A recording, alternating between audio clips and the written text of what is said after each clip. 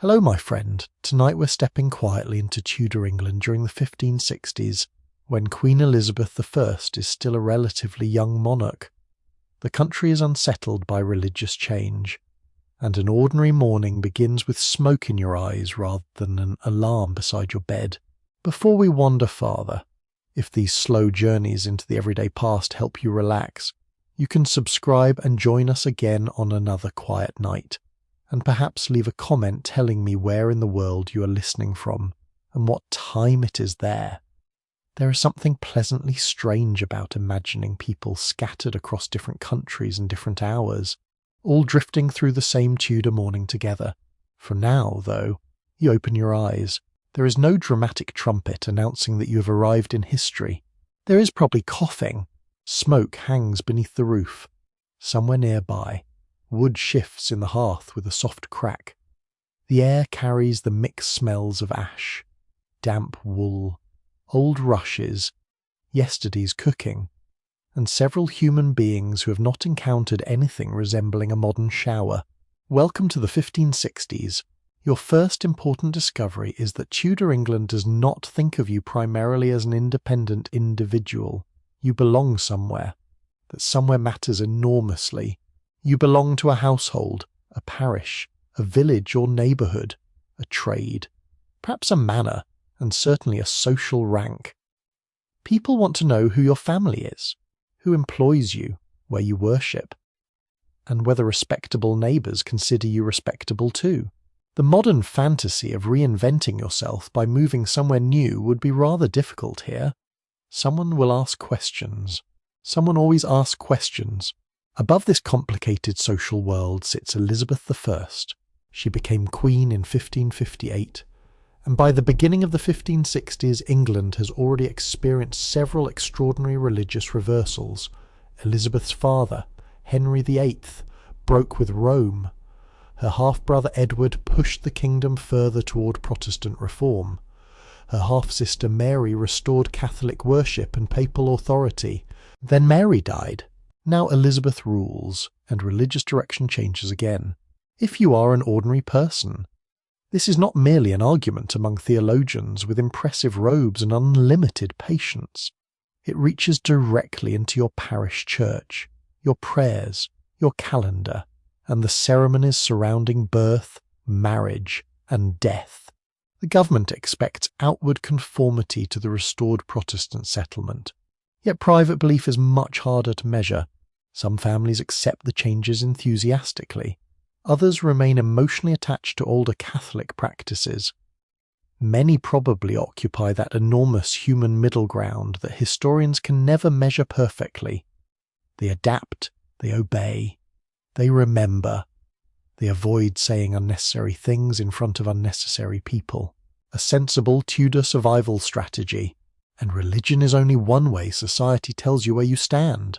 Imagine leaving your sleeping place and encountering several neighbours. You can begin reading the hierarchy almost immediately. At the uppermost heights are the Queen, great nobles, bishops, and powerful landowners. Beneath them are gentlemen and substantial property holders. Then come prosperous merchants, yeomen, craftsmen, husbandmen, labourers, servants, apprentices, and the desperately poor. These categories are not perfectly fixed. That is important. Tudor society likes to imagine itself as orderly, with everyone occupying a proper place established by tradition and divine arrangement. Real life is messier. Merchants become rich. Families purchase land. Successful lawyers rise. Gentlemen lose fortunes. Widows manage businesses. Servants move between households. Money has an irritating habit of complicating elegant theories about social order. Still, rank shapes nearly everything. It affects what you wear, how people address you, what work you perform, where you sit, what food reaches your table, and how much attention authorities give to your opinions. Even your body can reveal your position. A labourer's hands may be rough from agricultural work. A wealthy gentleman can display softer hands as evidence that other people perform physical labour for him. Pale skin may suggest freedom from constant outdoor work. Although Tudor ideals of appearance are more complicated than any simple modern formula, clothing speaks even louder. You notice fabric before you notice fashion. Fine silk, velvet, expensive dyes, elaborate decoration, and imported materials announce wealth. Wool and linen dominate more ordinary wardrobes. Clothes are valuable possessions, repeatedly repaired and sometimes passed between people rather than casually discarded. There are even laws attempting to regulate who may wear particular luxurious materials. Authorities worry that clothing might allow people to appear above their station. Imagine the horror. A prosperous merchant might look too impressive. These regulations, usually called sumptuary laws by historians, tell us something fascinating about Tudor anxiety. Society depends upon visible distinctions, yet wealth is making those distinctions increasingly difficult to preserve, and England itself is changing. Its population is growing substantially during the 16th century. More mouths require more grain, more housing, more employment. Prices rise dramatically across the period, influenced by population growth, changing monetary conditions, harvest fluctuations, and broader European economic forces. Historians still debate the precise weight of these causes. You do not. You simply know bread seems expensive. For poorer households, that is enough economics for one morning. Most people still live in the countryside. England is a landscape of villages, fields, woods, pasture, manor houses, parish churches, market towns, muddy tracks, hedges and rivers. London is different. London is becoming enormous by English standards, a restless centre of royal government, trade, migration, craft production, shipping, and opportunity. We will eventually make our way there, but for now it sits somewhere beyond your immediate horizon, attracting ambitious young people like a smoky Tudor magnet. Your own world may be much smaller. Perhaps you know the surrounding villages, perhaps you occasionally travel to a market town. Long journeys are possible. But routine life usually happens within a familiar network of places and faces. News travels through conversation. A traveller arrives. A merchant repeats something heard elsewhere. A proclamation is read. A minister speaks from the pulpit. Someone's cousin apparently knows someone whose brother has heard something absolutely reliable. Human civilization has invented many technologies since the Tudor period, but the confident transmission of questionable gossip required no improvement whatsoever. Yet information matters because Elizabeth's position is not completely secure. She is unmarried. That fact concerns Parliament, diplomats, foreign rulers, courtiers, and almost everyone interested in succession. Who will inherit if she dies? Who might she marry? Would a husband dominate English policy? Could a foreign marriage drag England into continental conflicts? These are not idle questions. Across the Channel, Europe is divided by religious and dynastic rivalries. France is entering devastating religious conflict. Scotland has undergone its own reformation. Catholic powers watch England carefully. Mary, Queen of Scots, has a claim to the English throne that will become increasingly troublesome. But standing beside your morning hearth, you cannot see the entire political chessboard. You experience politics indirectly. You notice changing prayers. You hear names. You hear rumours. You know the Queen's face from coins or images if circumstances allow. You may hear royal proclamations and prayers for her health. Her unmarried status becomes public conversation because the monarch's body is also a political matter, and yet your immediate concerns remain wonderfully ordinary.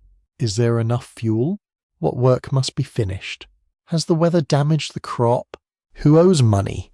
Who is getting married? Who has fallen ill? Who is seen leaving whose house suspiciously late? History books naturally remember monarchs, wars, religious settlements, and diplomatic crises. You, however, live between those grand events. Your Tudor England is built from smaller things. Cold fingers, warm bread, church bells, mud under shoes, the scratch of wool against skin, the smell of smoke caught permanently in timber. You live beneath Elizabeth's crown, but most days the crown feels very far away.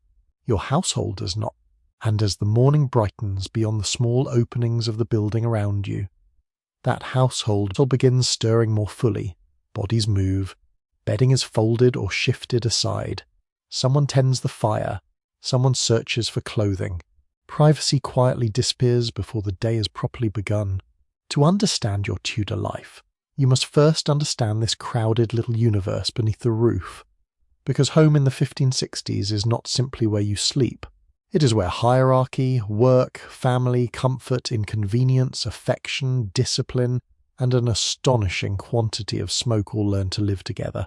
The household begins moving around you, and almost immediately you discover that a Tudor home is not designed around the modern expectation that every person deserves a private room, a private bed, and preferably a door that everyone else has been trained to knock upon.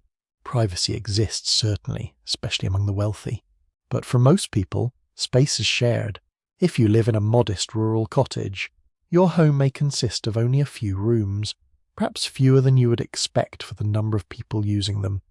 Timber frames, wattle and daub walls, thatched roofs, packed earth, or simple floors, and an open hearth create the physical boundaries of daily life.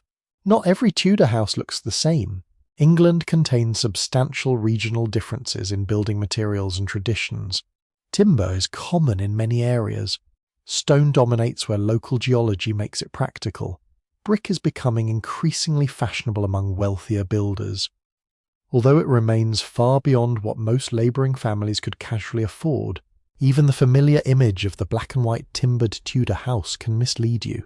Many surviving buildings have been altered over centuries. Their exposed dark beams and bright plaster may not perfectly reproduce how they appeared during Elizabeth's reign.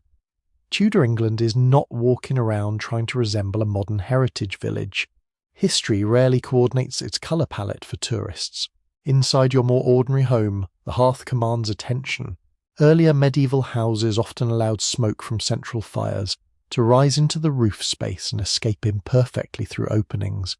By the 16th century, chimneys are spreading through English domestic architecture, especially among prosperous households. Though adoption varies considerably, a chimney is more revolutionary than it sounds. It changes how rooms can be arranged. It controls smoke more effectively. Upper floors become more practical. Fireplaces can heat particular spaces instead of filling one large hall with a mixture of warmth and atmospheric punishment. But even with a chimney, your Tudor interior remains smoky by modern standards. Wood burns, peat may be used in suitable regions, coal is increasingly important in some places, particularly where transportation allows it. Everything absorbs the smell. Your hair, your clothing, your bedding, the timber itself. You are essentially being gently smoked for several decades. Furniture depends heavily upon wealth. A poor household may possess stools, benches, chests, a table or board, cooking equipment, bedding, and relatively few decorative objects. Furniture is valuable enough to appear carefully in wills and inventories.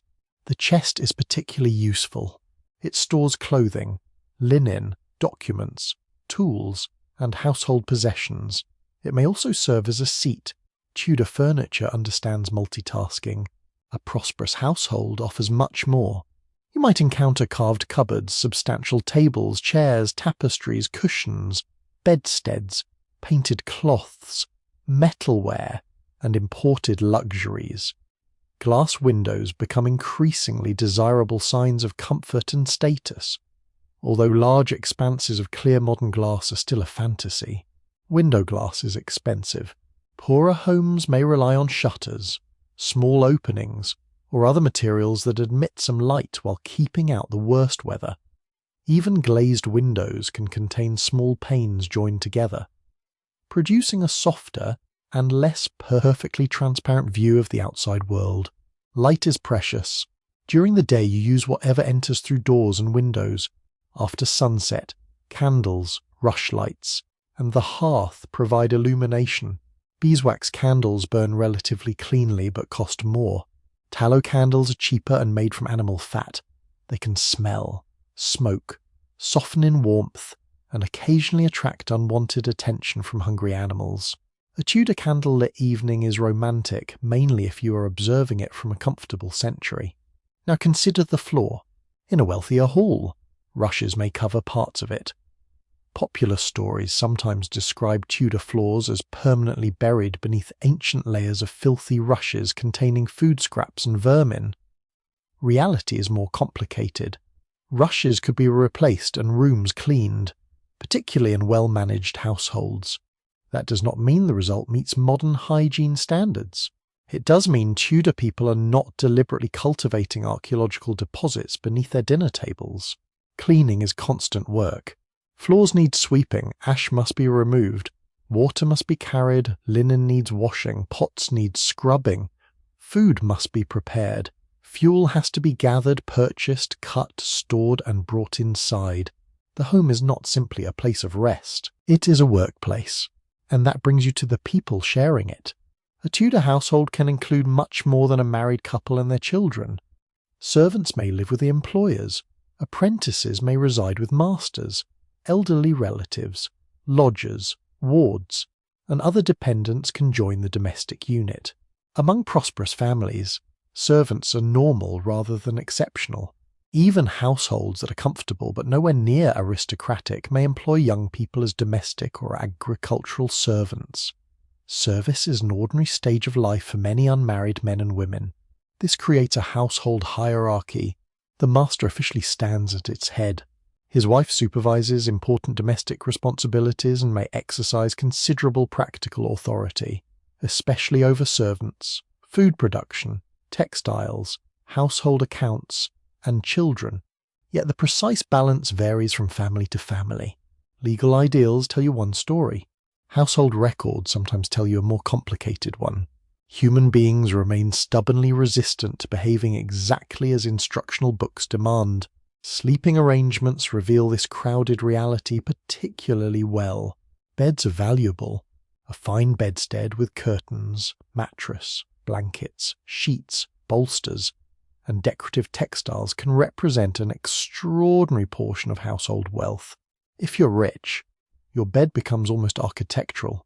Curtains help provide warmth and privacy. Layers of bedding soften the mattress. Servants may prepare the room. A chamber might contain chests, stools, wash basins, and personal objects. If you are poor, expectations shrink considerably. You may sleep on a simpler mattress filled with straw, flock, feathers if fortunate, or other available materials. Bedding may be shared. Children can sleep together. Servants may share beds. And yes, sharing a bed with someone does not automatically imply romance. It implies that beds are expensive and winter is cold. Visitors can share sleeping spaces too.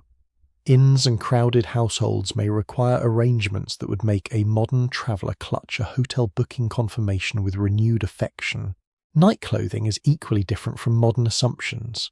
Some people sleep in shirts or shifts. Practices vary with period, status, season, and circumstance. There is no single Tudor bedtime uniform issued by the government, despite the period's enthusiasm for regulating other things. Then there are the smaller residents. Fleas are common. Lice are familiar. Mice and rats exploit food storage and building gaps. Flies gather where food and waste offer opportunities. People respond. They clean clothing, comb hair, wash linen when possible, trap rodents, store food carefully, use herbs, and employ various household methods against pests. The idea that Tudor people simply accept filth without noticing it is misleading. They know when something smells bad. They know vermin are unpleasant. They simply lack modern plumbing, chemical disinfectants, sealed buildings, municipal waste systems, washing machines, vacuum cleaners, insect screens, and the glorious little miracle known as running hot water. Water itself requires labour, unless your household has unusually convenient access. Someone carries it from a well, spring, conduit, pump, or other source. Every bucket has weight. Every washing task begins with transportation. This changes your relationship with cleanliness. You may wash your hands and face regularly without immersing your entire body every morning. Linen next to the skin plays an important role because changing and washing it helps remove sweat and grime. Among wealthier people, bathing can be more elaborate. Portable tubs exist, water can be heated, servants can carry it. The important phrase there is servants can carry it. Imagine preparing a bath when every litre must be fetched, heated over fire, moved into a container, and eventually removed again. Suddenly a quick shower becomes the greatest achievement of civilization. Cooking happens close to this domestic bustle. Pots hang or stand near the fire, iron equipment is valuable. Wooden bowls, spoons, pottery, knives, baskets, cloths, and storage vessels fill the working areas of the home. Food preservation influences architecture too. Grain needs dry storage. Meat may be salted or smoked. Dairy products require careful handling. Ale brewing needs equipment and space. Better households may have separate buttery, pantry, kitchen, bakehouse, brewhouse, dairy, or storage rooms.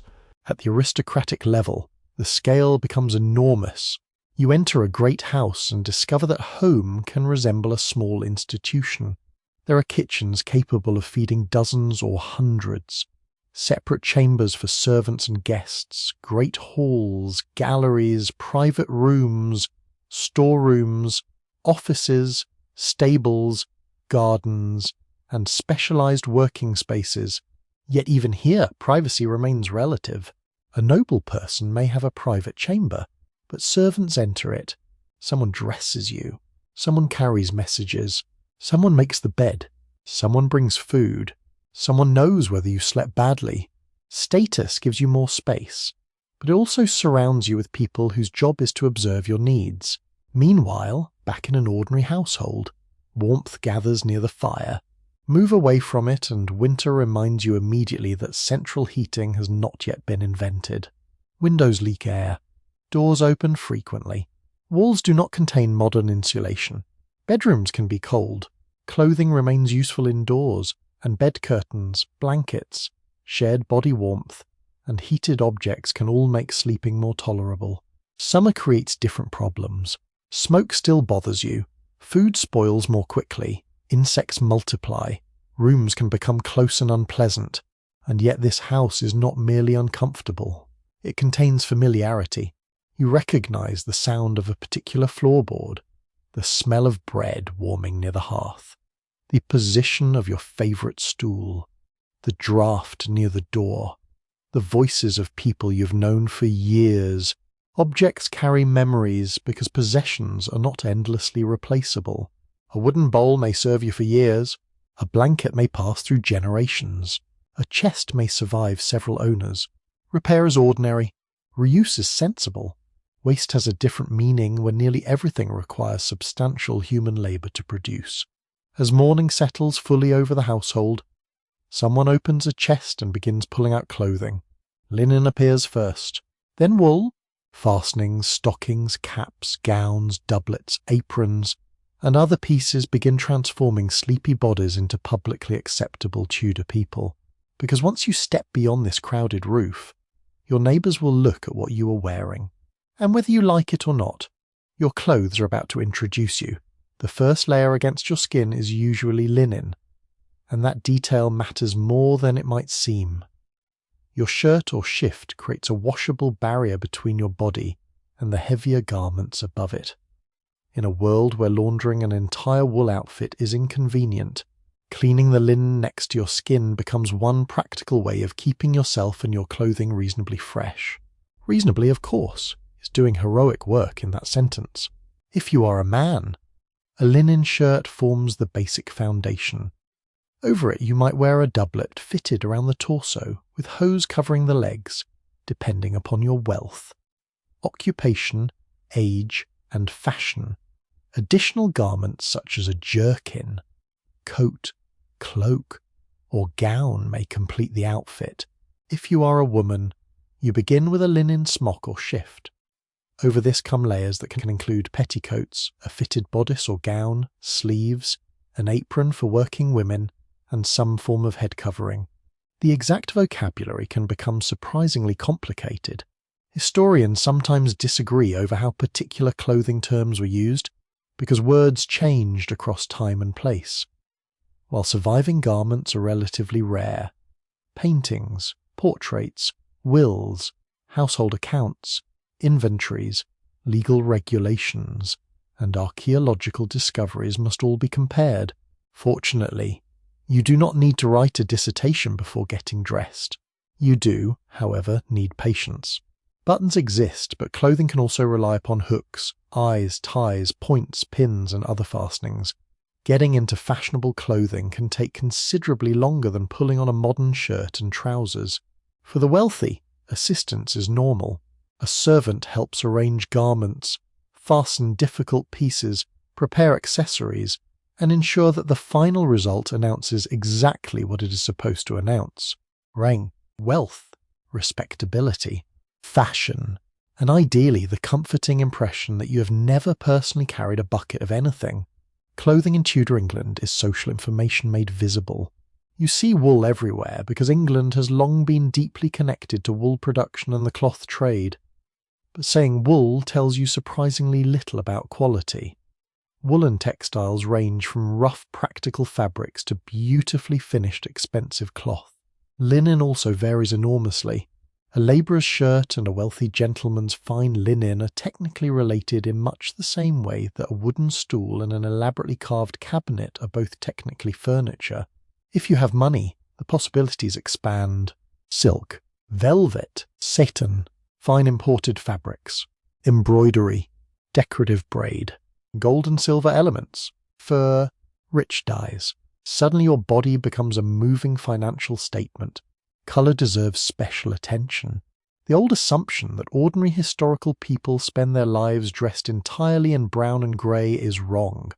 Natural dyes can produce reds, yellows, greens, blues, and many other shades.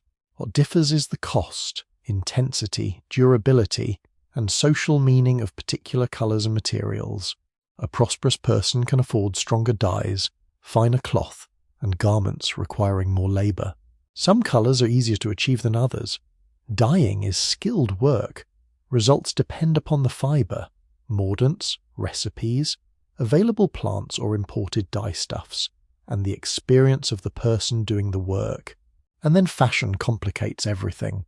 By the 1560s, elite clothing is becoming increasingly structured and elaborate. Elizabeth herself helps turn clothing into political theatre. Her later portraits will become famous for extraordinary gowns, jewels, pearls, elaborate sleeves, and increasingly dramatic ruffs. During the earlier years of her reign, styles are still developing toward those iconic late Elizabethan extremes. The ruff is already emerging. At first it grows from the gathered collar of a shirt or smock. Over time it becomes more independent and elaborate, shaped into increasingly impressive arrangements around the neck. Starch will eventually help create spectacular forms. The effect can be magnificent. It can also make eating soup look like an architectural challenge. Among ordinary people, fashion moves more modestly. You cannot simply copy everything worn at court. Expense prevents that, and law sometimes tries to prevent it too. Elizabethan authorities continue the older tradition of sumptuary regulation. Rules restrict certain fabrics, furs, colours, and decorations according to rank. One major proclamation appears in 1562, followed by later regulations. The reasoning is partly economic. Authorities worry about money being spent on imported luxuries, but social hierarchy is equally important. The government wants clothing to reveal who you are. A servant should not resemble a gentleman. A merchant's wife should not casually dress like a countess. Everyone should remain visually legible. Reality, naturally, refuses complete cooperation. Prosperous merchants accumulate fortunes. Successful professionals imitate elite fashions. Second-hand clothing circulates widely. Garments can be inherited, gifted, sold, altered, or stolen.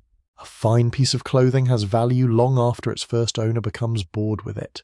There is an active market in used garments, especially in towns and cities. That means the coat on your back may have a biography. Perhaps someone else wore it. Perhaps it was resized. Perhaps the sleeves were replaced. Perhaps decorative elements were removed and reused elsewhere. Tudor clothing is rarely disposable. You mend holes, you patch worn areas, you turn fabric, you remake garments, you preserve useful buttons and fastenings. Textile production requires too much labour for casual waste. Even before cloth reaches you, an extraordinary chain of work has taken place. Sheep are raised and shorn, wool is cleaned and prepared, fibres are spun, threads are woven, cloth is fulled, dyed, finished, transported, sold, cut, and sewn. Linen begins with flax and another demanding sequence of processing. When you touch a garment, you're touching hours upon hours of invisible labour. That helps explain why clothing appears so frequently in wills. People leave gowns, coats, cloaks, and other garments to relatives and friends because these things are genuinely valuable possessions. Now you cover your head. For many Tudor people, appearing publicly with uncovered hair is less common than it is today. Men wear various caps and hats according to fashion and occupation. Women, especially married women, commonly cover or arrange their hair beneath coifs, caps, hats, or other headwear. Elite hairstyles and coverings can become elaborate. For working people, practicality matters. Hair must stay out of food, flame, machinery, mud, and whatever unpleasant substance the day's labour has decided to introduce. Shoes present another reminder that Tudor life is lived close to the ground. Leather footwear is common, but quality varies. Shoes wear out and require repair. Cobblers and shoemakers have steady work because roads, fields, rain, and mud are enthusiastic enemies of leather. If you are poor enough, footwear itself can become a serious expense. Your shoes do not contain modern cushioning. There are no scientifically engineered soles promising cloud-like comfort. The cloud is outside. It is raining, and you are walking through it. Stockings or hose provide additional warmth, while cloaks and heavier outer garments matter greatly during cold weather. Gloves can be practical, fashionable, or ceremonial depending upon context. Accessories also speak. Belts carry useful objects. Purses hold money. Knives are ordinary personal tools used for eating and practical tasks. Women may carry keys that symbolize household responsibilities. Wealthier people display jewelry. At the highest levels, jewels can communicate dynasty and allegiance as much as beauty. Elizabeth understands this language perfectly. Her appearance is part of monarchy. The Queen must be female in a society that usually places political and household authority in male hands.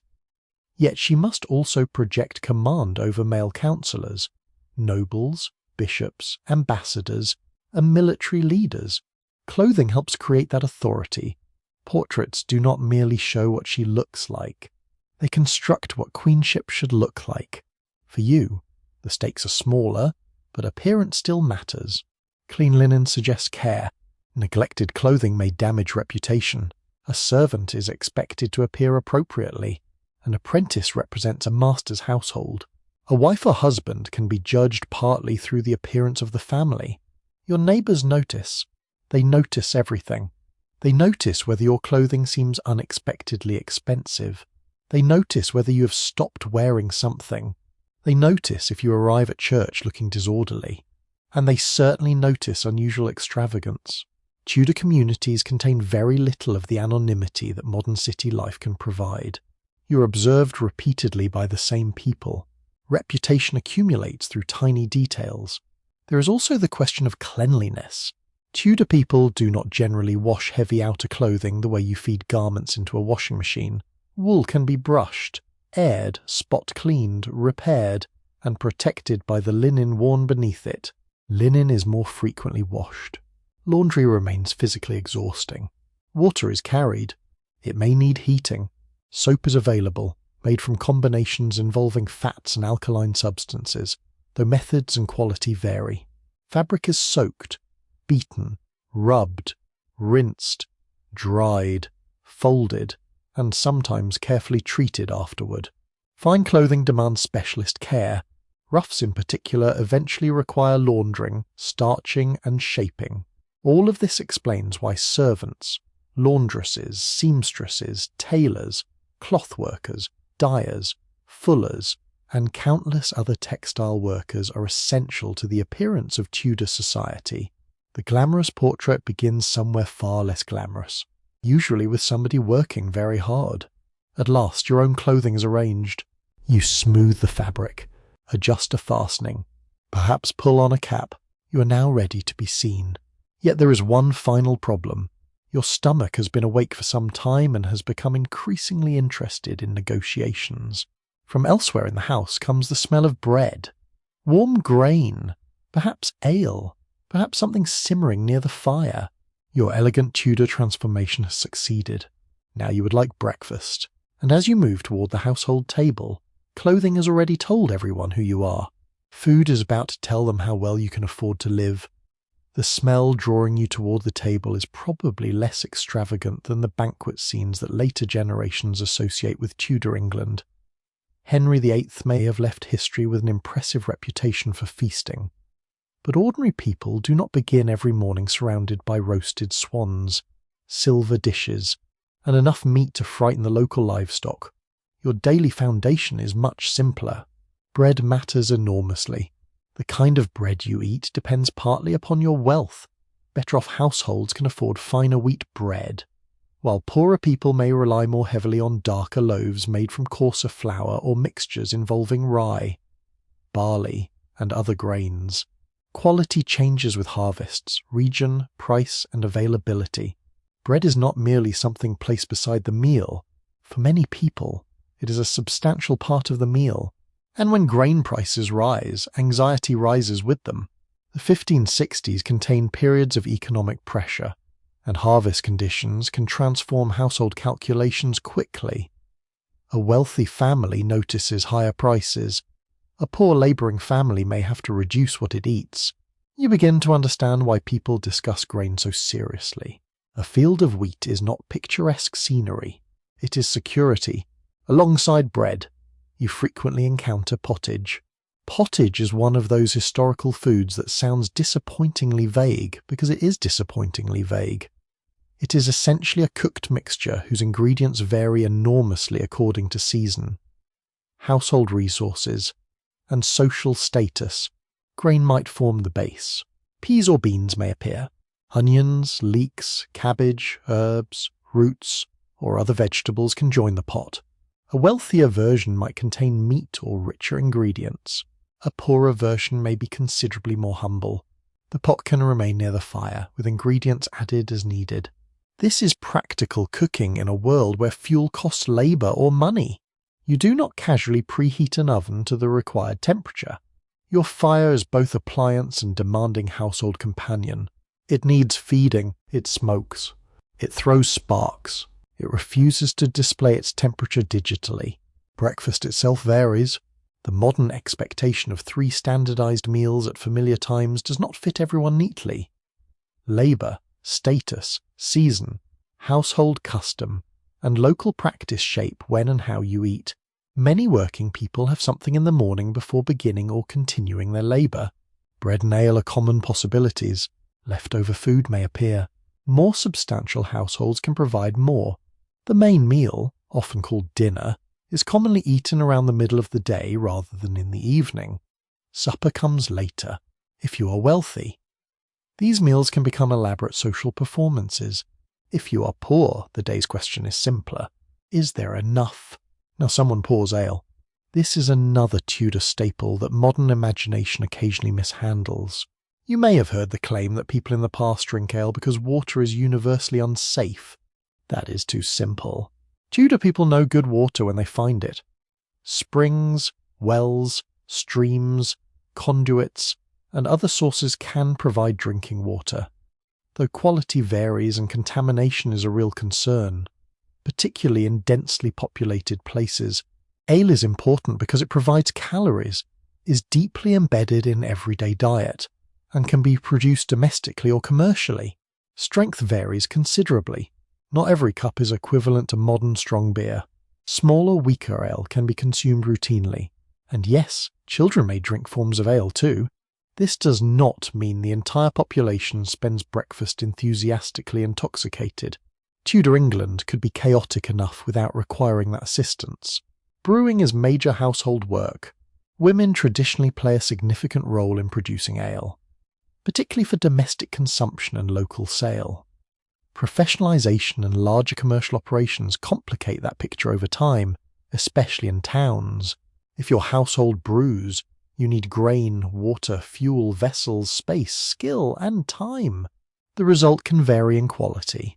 Neighbours know who makes good ale. They also know who does not. Reputation follows you even into the drinking cup. If you have access to dairy products, milk, butter, and cheese contribute valuable nutrition. Cheese is especially useful because it can be stored more easily than fresh milk. Eggs are available. Fish matters greatly. Meat appears according to wealth, season, location, and circumstance. The Tudor diet is strongly shaped by religious rules surrounding fasting and abstinence. Elizabethan England is officially Protestant, but the government continues to regulate fish eating on certain days, partly for economic reasons. Supporting fisheries and maintaining sailors are matters of national importance. Religious tradition and state policy therefore overlap in slightly peculiar ways. On designated fish days, meat may be restricted. Fish might mean fresh river fish, coastal catches, preserved fish, salted fish, or dried products transported inland. Herring is especially important. Cod and other species travel through commercial networks.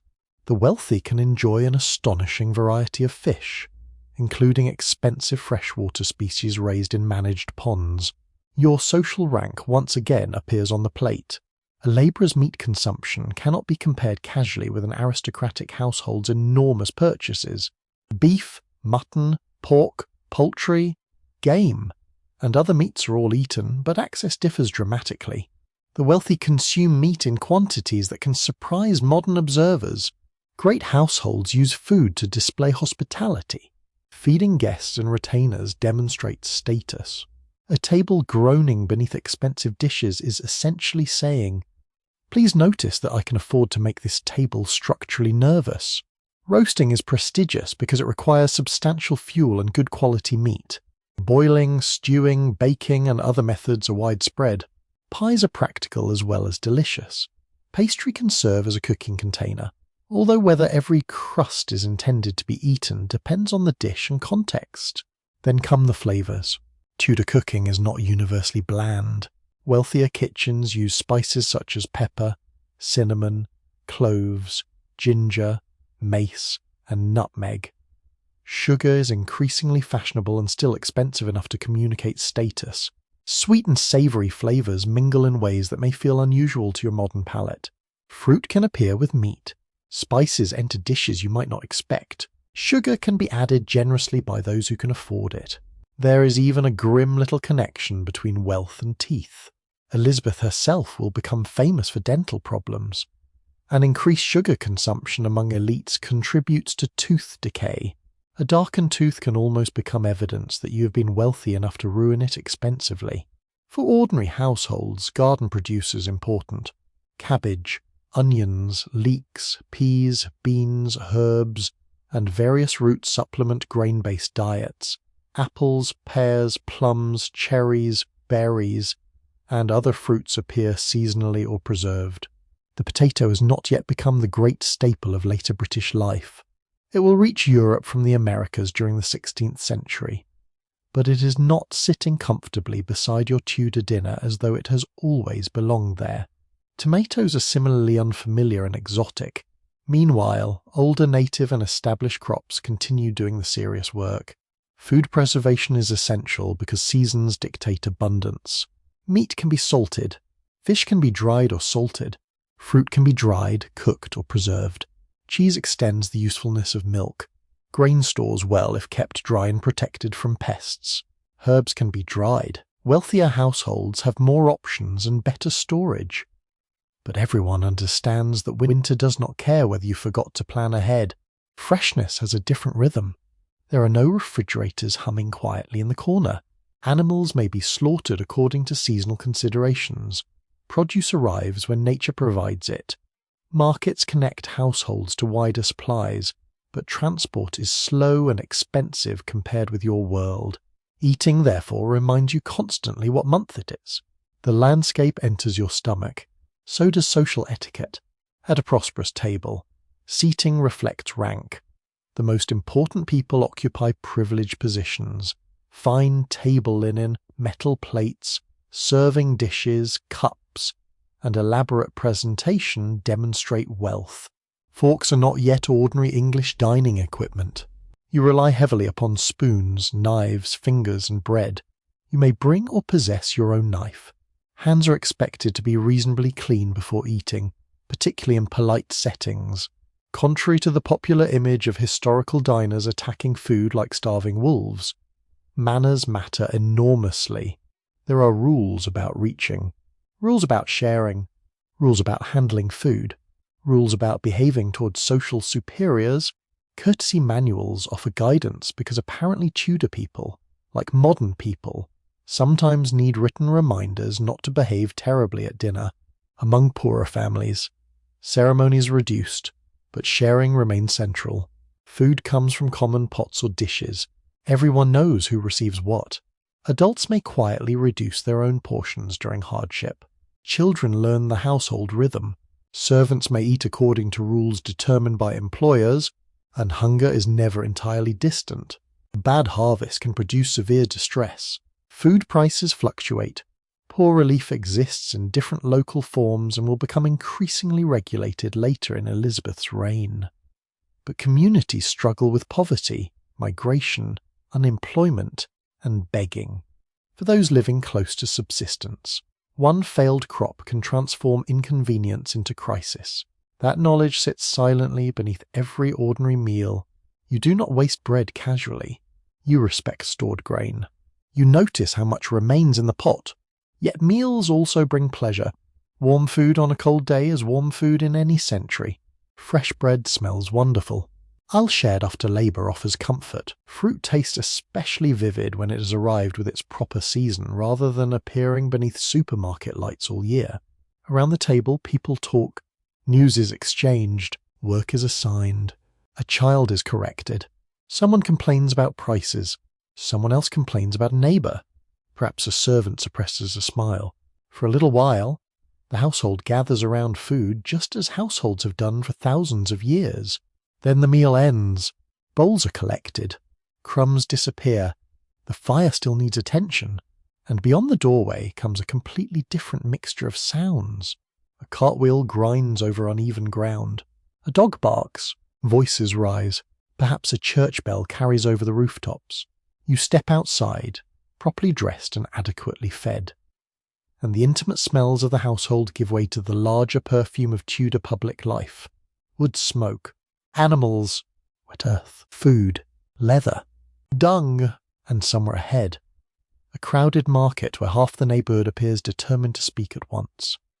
The ground beneath your shoes is uneven, and after rain it may become a soft mixture of earth, footprints, hoof marks, cart ruts, straw, and substances you would prefer not to identify too carefully. You watch your step. This is excellent advice in Tudor England.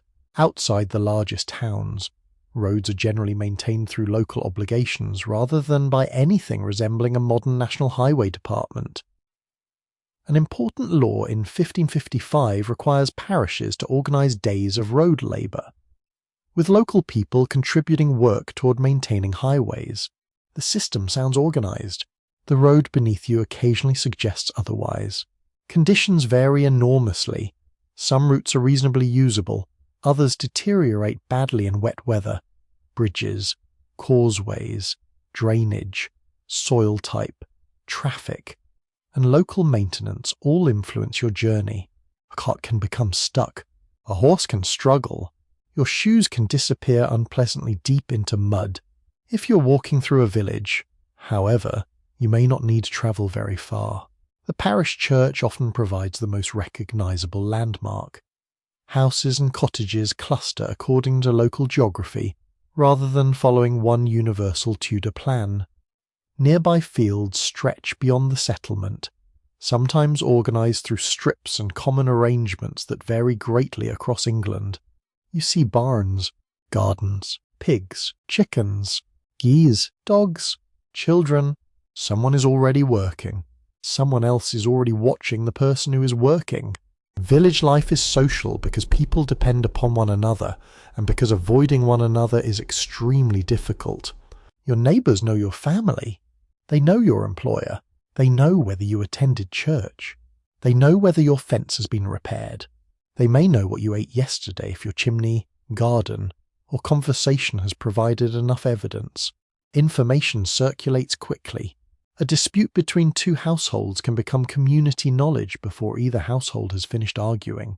The churchyard, alehouse, workplace, well, and market all become points of exchange. But today the market pulls you onward. A market is not simply a convenient place to buy vegetables. It is part of the economic heartbeat of the surrounding countryside. Certain towns possess legal rights to hold markets on specified days. Rural households bring produce and goods. Craftsmen sell manufactured items. Traders arrive from farther away. Buyers come seeking necessities and, if they have spare money, small luxuries. The sound reaches you first. People call prices. Animals protest. Wooden wheels grind against the street. Metal strikes metal from a nearby workshop. Someone laughs. Someone argues. A dog has discovered something interesting beneath a stall. The dog is probably having the best morning of anyone present. Smells overlap just as enthusiastically. Fresh bread competes with livestock. Spices and herbs meet smoke. Fish announces itself without requiring a sign. Leather workshops contribute their own distinctive odours. Nearby drains and waste remind you that urban sanitation is still largely a local and household responsibility. Tudor towns do have regulations concerning cleanliness. Authorities issue rules against dumping certain waste in streets or waterways. Household refuse is supposed to be managed. Officials may arrange cleaning or enforce local expectations. The existence of regulations tells you two things. People dislike filthy streets, and people continue making filthy streets. Dung is unavoidable where animals move through populated spaces. Horses provide transportation. Cattle, sheep, pigs, and poultry may pass through or be kept close to human habitation. Butchers generate unpleasant waste. Craft industries can create equally troublesome byproducts. Tanners need animal hides and substances involved in processing them that you would not request as perfume ingredients. Dyers work with strong-smelling materials. Brewers, bakers, smiths, chandlers, and countless other trades fill streets with heat, smoke, noise, and waste. A Tudor town is intensely productive. You can hear its economy. Walk farther and shops appear. The modern image of a sealed storefront behind large glass windows does not quite fit. Many craftsmen work where customers can see them. Shop openings face the street. Goods can be displayed openly. A master craftsman may live and work in the same building. His household, workshop, apprentices, servants, and commercial life overlap. You pass a shoemaker, perhaps a tailor, a baker, a smith, a butcher. Their exact arrangement depends upon the town, since trades often cluster in particular areas. Street names can preserve these concentrations for centuries afterward. Markets themselves may specialize. There are places associated with grain, fish, livestock, cloth, or other commodities. Larger towns support increasingly complex networks of exchange. Weights and measures matter because cheating is an eternal human temptation. Local officials inspect goods. Bread and ale are particularly important subjects of regulation. Authorities attempt to control quality, quantity, and appropriate pricing through established systems. The size of bread connects the size or price of a loaf to grain costs. Ale-tasters or similar local officers can inspect brewing. This does not eliminate fraud. It simply ensures that fraud occasionally has paperwork. You approach a bread seller. The loaf before you represents not merely flour and fire but regulation, harvest conditions, transport, milling, labour, and local reputation. If it is underweight or badly made, customers notice. Neighbours remember. In a community dependent upon repeat business, reputation can be nearly as important as formal punishment. Money itself deserves a glance. You are dealing with pounds, shillings, and pence as units of account. But the coins passing through your hands come in various denominations. The monetary system can feel awkward to a modern visitor accustomed to decimal simplicity. Coinage has also experienced serious disruption earlier in the century through debasement under Henry VIII and Edward VI. Elizabeth's government undertakes a major recoinage around 1560 and 1561, replacing debased money and attempting to restore confidence. You may never discuss monetary policy. You certainly care whether the coin someone gives you is accepted. Counterfeiting is treated very seriously because coinage represents royal authority as well as economic trust. The Queen's image and titles literally travel from hand to hand. You buy something small, perhaps bread, perhaps onions, perhaps a piece of cloth, perhaps nothing, because you have come to sell rather than purchase.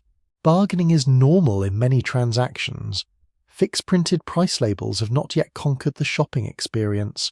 You judge quality. The seller judges how badly you want the object. Conversation begins. Around you.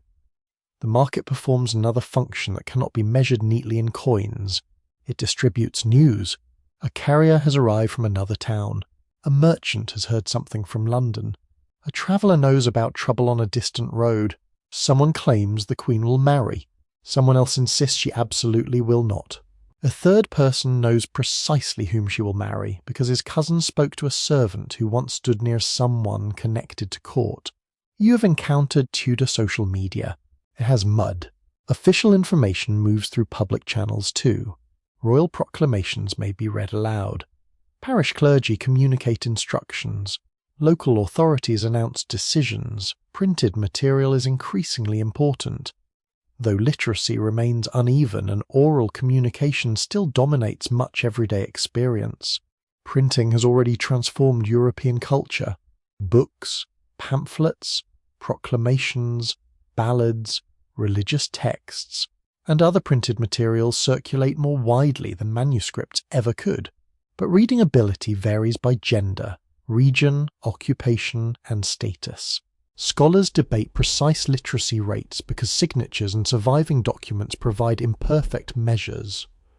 Being able to sign your name does not necessarily reveal how comfortably you can read a difficult text, and being unable to sign does not prove you understand nothing written. Skills exist on a spectrum. You may recognize common words, numbers, symbols, or commercial marks without sitting down to enjoy a lengthy theological argument. If you cannot read, you can still hear printed material. Ballads are sung. Pamphlets are discussed. News is repeated aloud. Public culture remains powerfully oral. As you move through the crowd, social hierarchy remains visible. A gentleman receives deference. A servant carries goods. An apprentice hurries on an errand. A poor beggar asks for assistance. Authorities increasingly worry about people described as vagabonds or masterless men.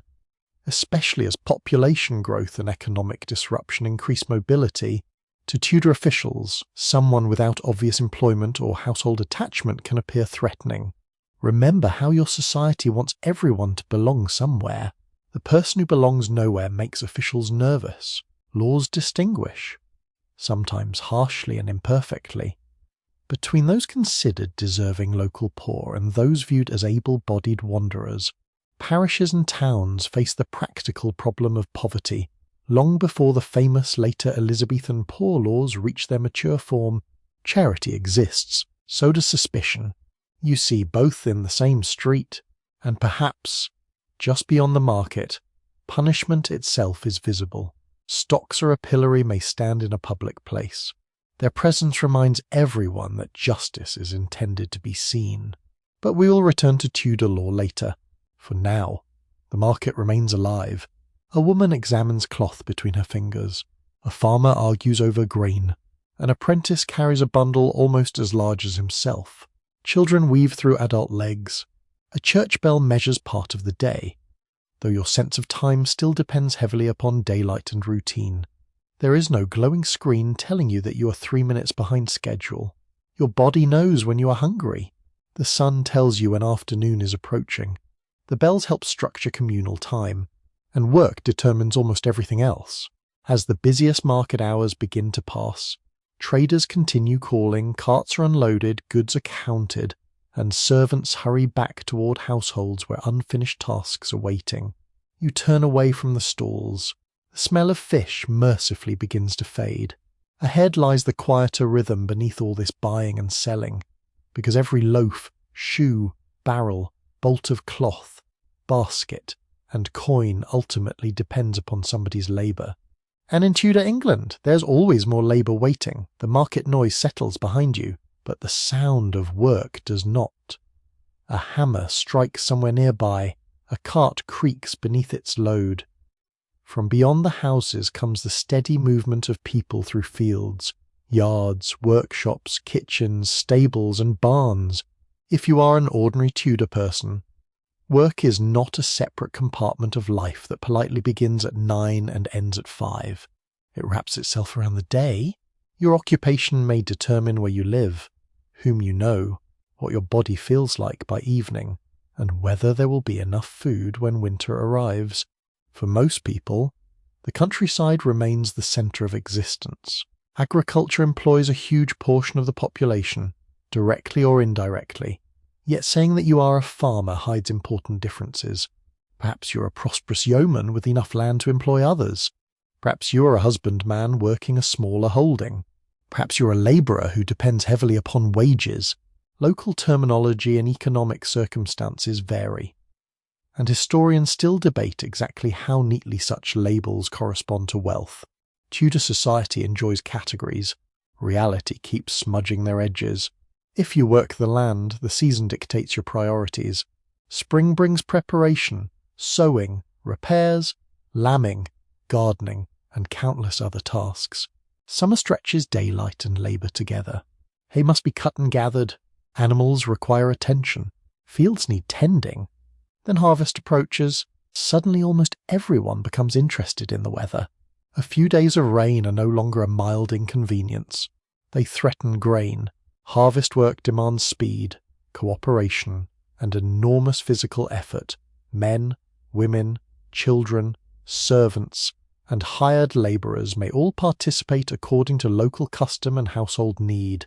You cut, bind, carry, stack. Threshing and processing continue long after grain leaves the field. Nothing happens with the effortless mechanical efficiency you expect from modern agriculture. Your muscles provide much of the machinery. Even animals used for traction require feeding, housing, and care. Oxen remain important in some regions. Horses are increasingly significant in agricultural work. Though patterns differ across England, scholars debate the pace and geography of agricultural change during the Tudor period because England is not transforming uniformly. Some land is enclosed, some remains organised through open field systems, pasture expands in certain places, arable cultivation dominates elsewhere. The controversial process called enclosure has already disrupted communities in previous decades and continues in different forms. Landowners may consolidate scattered strips, reorganise fields, convert arable land, or restrict customary access. To someone with capital, this can look like improvement. To someone who loses access to common resources, it can look like catastrophe.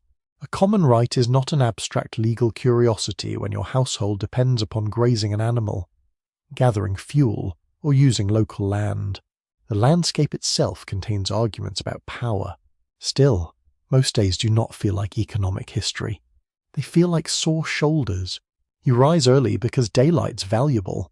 Mechanical clocks exist, especially in churches, public buildings, and wealthy environments. But your working life is not governed by the minute with modern precision. You understand approximate hours. Bells mark important moments. Yet sunrise, meals, tasks, and seasons remain powerful timekeepers. During summer, work can continue for long hours. Winter shortens the usable day but creates its own jobs. Animals must be fed, tools repaired, fuel managed.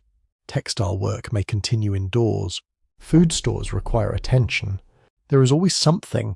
If you work in a town, the rhythm changes but does not necessarily become easier. Imagine entering a workshop. Perhaps you're an apprentice. You may have entered service while still young, bound to a master for a period of training. The arrangement is educational, economic, and domestic at the same time. You learn a trade, You obey household rules. You may eat and sleep under your master's roof. Your master is responsible for training you, but he also possesses considerable authority over your daily behavior. This can work well. It can also produce conflict. Court records contain disputes involving apprentices who run away, masters accused of mistreatment, broken agreements, unpaid obligations, and all the other complications that appear whenever humans combine work, discipline, money, and adolescence. An apprenticeship does not mean sitting quietly while a kindly craftsman explains one elegant technique each afternoon. You perform repetitive tasks. You carry things, sweep, fetch materials, observe, practice, make mistakes, get corrected, then repeat everything tomorrow. Eventually, if you complete training and circumstances favour you, you may establish yourself more independently. But entry into skilled trades can be controlled by guilds or urban companies. These organisations regulate aspects of training, quality, membership, trade, charity, and civic life. Their power varies by town and occupation. London's livery companies are especially influential. Outside the capital, local structures differ. Again, Tudor England refuses to become conveniently uniform. A tailor's working day looks very different from a smith's. The smith works around heat, sparks, heavy tools, and repeated blows. A carpenter measures, cuts, joins, and shapes timber. A shoemaker works leather. A baker manages flour, dough, fuel, ovens, and regulations. A brewer handles large quantities of water and grain. A weaver spends hours at the loom. A spinner turns fibre into thread. The textile economy stretches across town and countryside, often through systems that involve work performed in homes as well as specialised workshops. Women are deeply involved. They spin, brew, bake, sell goods, work in agriculture, keep shops, serve in households, assist husbands in trades, operate businesses under certain circumstances, particularly as widows. Formal records can understate women's labour because legal and occupational categories often privilege male household heads. The work still happens. You can see it everywhere. Domestic service is especially important. Many young people spend years living away from their parents as servants in another household before marrying. This pattern surprises modern visitors who imagine Tudor families remaining permanently together beneath one ancestral roof. In reality, young adults can be remarkably mobile. A servant might move to another parish. An apprentice might travel to a town. Seasonal workers follow employment. People search for opportunity. England is more mobile than the static village image suggests. If you are a servant, your duties depend upon the household. In a modest home, roles overlap. You might clean, cook, carry water, tend animals, help with children, work in the garden, assist with brewing, and perform whatever task suddenly becomes urgent. In a great household, specialisation increases. There are cooks, grooms, laundresses, chamber servants, kitchen workers, porters, clerks, and numerous other positions arranged within a complicated hierarchy. Service can provide food, lodging, wages, connections, and training. It can also demand obedience. Your employer may regulate where you go, whom you meet, and how you behave. Work and personal life are barely separated. Then there is payment. Some labourers receive wages in money. Others receive combinations of cash, food, lodging, clothing, or customary benefits. Real purchasing power depends upon prices. And during the 16th century, prices are rising significantly. Population growth increases demand. Earlier changes to coinage contribute to instability. European flows of precious metals from the Americas are often discussed as part of the broader price revolution, though historians debate the exact relationships among money supply, population, harvests, markets, and regional conditions. You experience none of these debates while buying bread. Your wage simply seems less impressive than it did before. For poorer workers, rising food prices are especially dangerous because food consumes such a large share of household resources. Employment itself can fluctuate. Agricultural demand changes seasonally. Illness can remove your ability to work. Injury can be devastating. There is no modern workers' compensation system waiting politely with forms. Family, neighbours, parish charity, guild support, or employer assistance may help, or they may not. That uncertainty encourages thrift. You repair tools, reuse materials, save food, preserve clothing, maintain relationships. A reliable neighbour is a form of insurance. So is family. So is reputation. If people believe you are hard-working and respectable, they may be more willing to employ or assist you. This helps explain the intense Tudor concern with idleness. Authorities repeatedly condemn able-bodied people who appear not to work. Some of this reflects genuine anxiety about poverty and disorder. Some reflects a society in which employment is considered a moral duty. The poor can therefore receive sympathy and suspicion almost simultaneously. You are expected to labour if you can, and labour is visible. Your hands show it. Your posture may show it. Your clothing certainly shows it. By late afternoon, your body knows exactly what occupation you have. The sunlight begins lowering. Perhaps you stretch your back after field work. Perhaps you clean a tool. Perhaps you count finished pieces in a workshop. Perhaps you carry another bucket into a kitchen and briefly reconsider every decision that led civilization away from living beside the water source. The working day slowly loosens its grip. But before you imagine everyone retreating into peaceful leisure, remember the household. Food still needs preparing. Children need attention. Animals need feeding. Clothes need mending. Tomorrow's work requires preparation. And within much of this domestic machinery, women's labour is so constant that contemporary records can almost make it disappear by treating it as ordinary. So you follow the work home. There, beside the hearth, another part of Tudor society becomes clearer. Marriage is not merely romance. The household is not merely family. And the women keeping much of this world functioning possess less formal power than men, yet often far more practical authority than the simplest version of Tudor history would lead you to expect.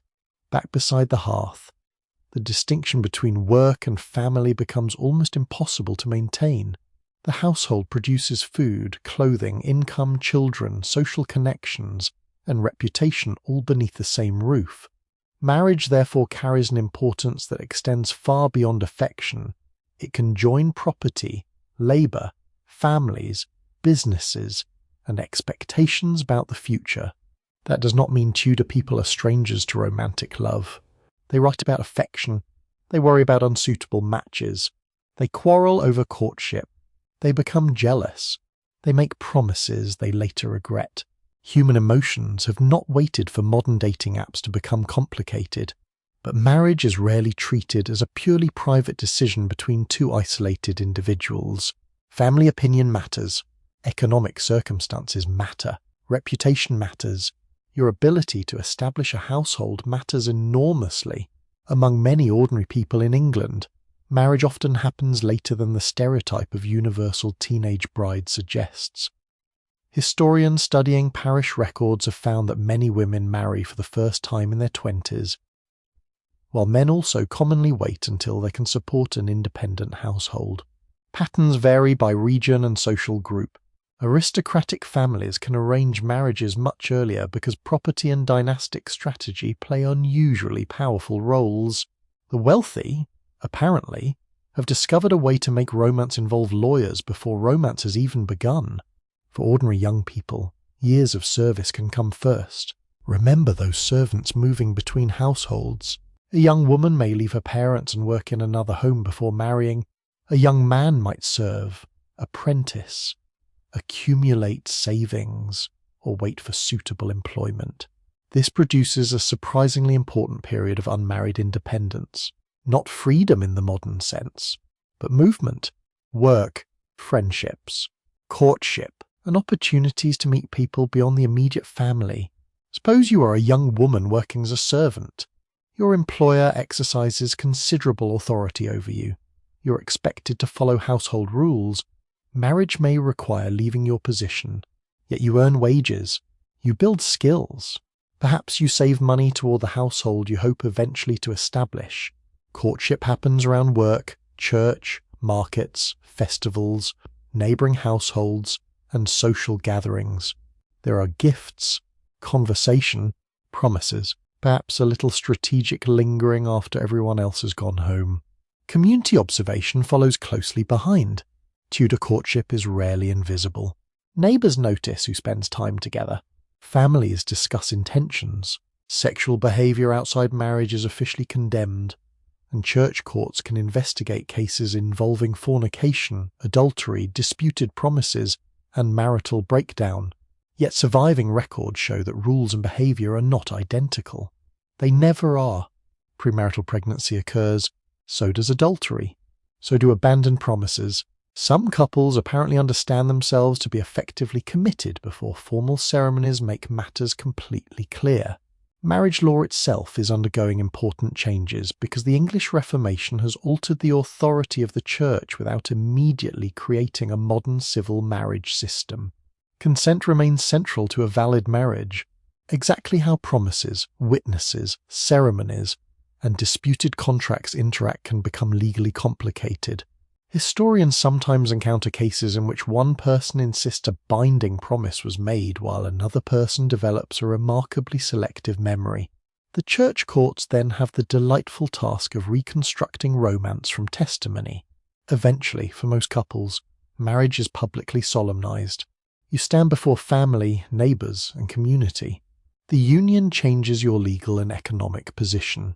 For a married woman, English common law places substantial restrictions upon independent legal identity through principles later summarised under the term coverture. Broadly speaking, husband and wife are treated in many legal contexts as a single unit represented by the husband. That sounds straightforward. Actual life is not. Women continue buying and selling goods. They work beside husbands.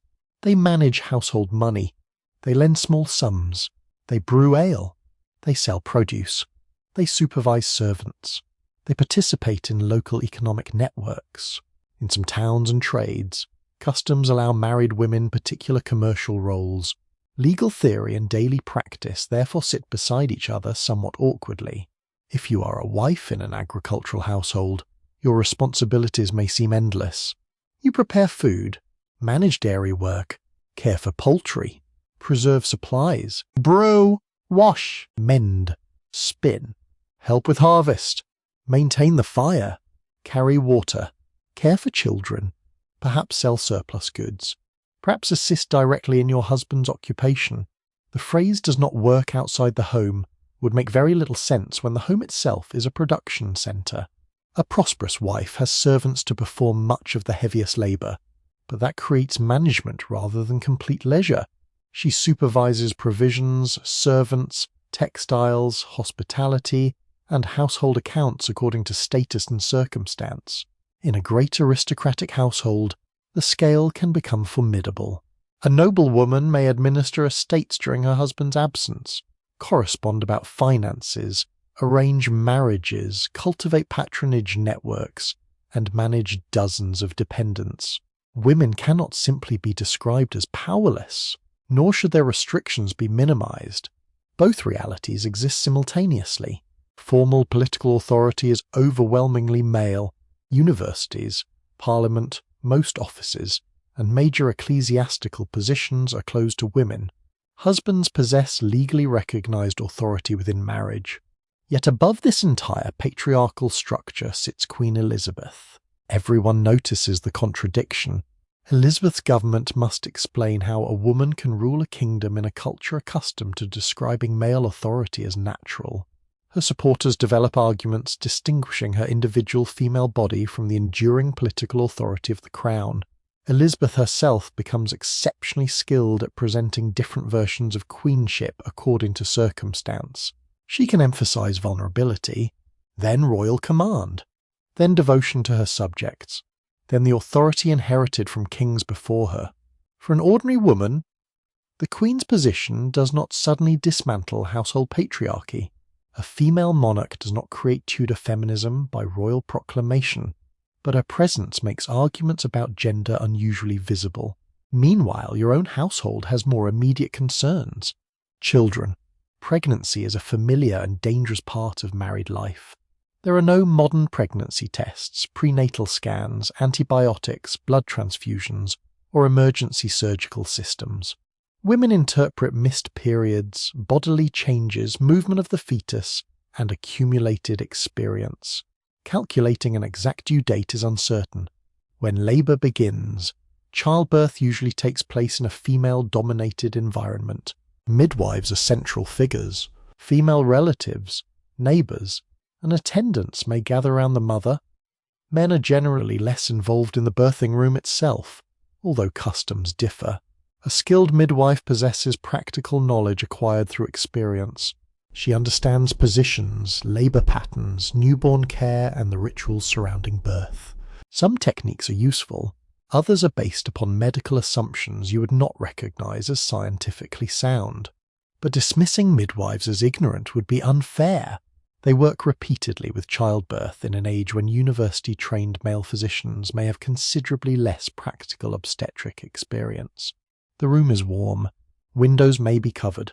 The atmosphere can be close and intense. Religious belief surrounds the event because everyone understands the danger. Maternal mortality is much higher than in your world. Although calculating precise Tudor rates is difficult because records are incomplete, infant mortality is also severe. Parents know this. And yet the old claim that high mortality makes parents emotionally indifferent to children does not survive close examination. Letters, wills, memorials, and household behaviour reveal grief. People love children who may not survive. Perhaps that makes the attachment more painful, not less, after a successful birth. Baptism follows quickly because spiritual security matters deeply. The mother undergoes a period of recovery before returning fully to public and household life.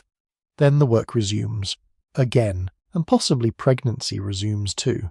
Family sizes vary considerably. Not every marriage produces a huge number of surviving children. Fertility, illness, breastfeeding practices, age at marriage, death, and economic circumstances all shape the household. Widowhood can arrive unexpectedly. For women, this can be both devastating and strangely transformative. A widow may possess more legal and economic independence than a married woman.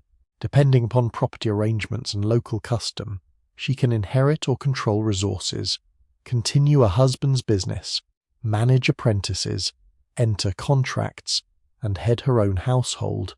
Some widows remarry quickly, others do not. A prosperous widow can become an important economic figure.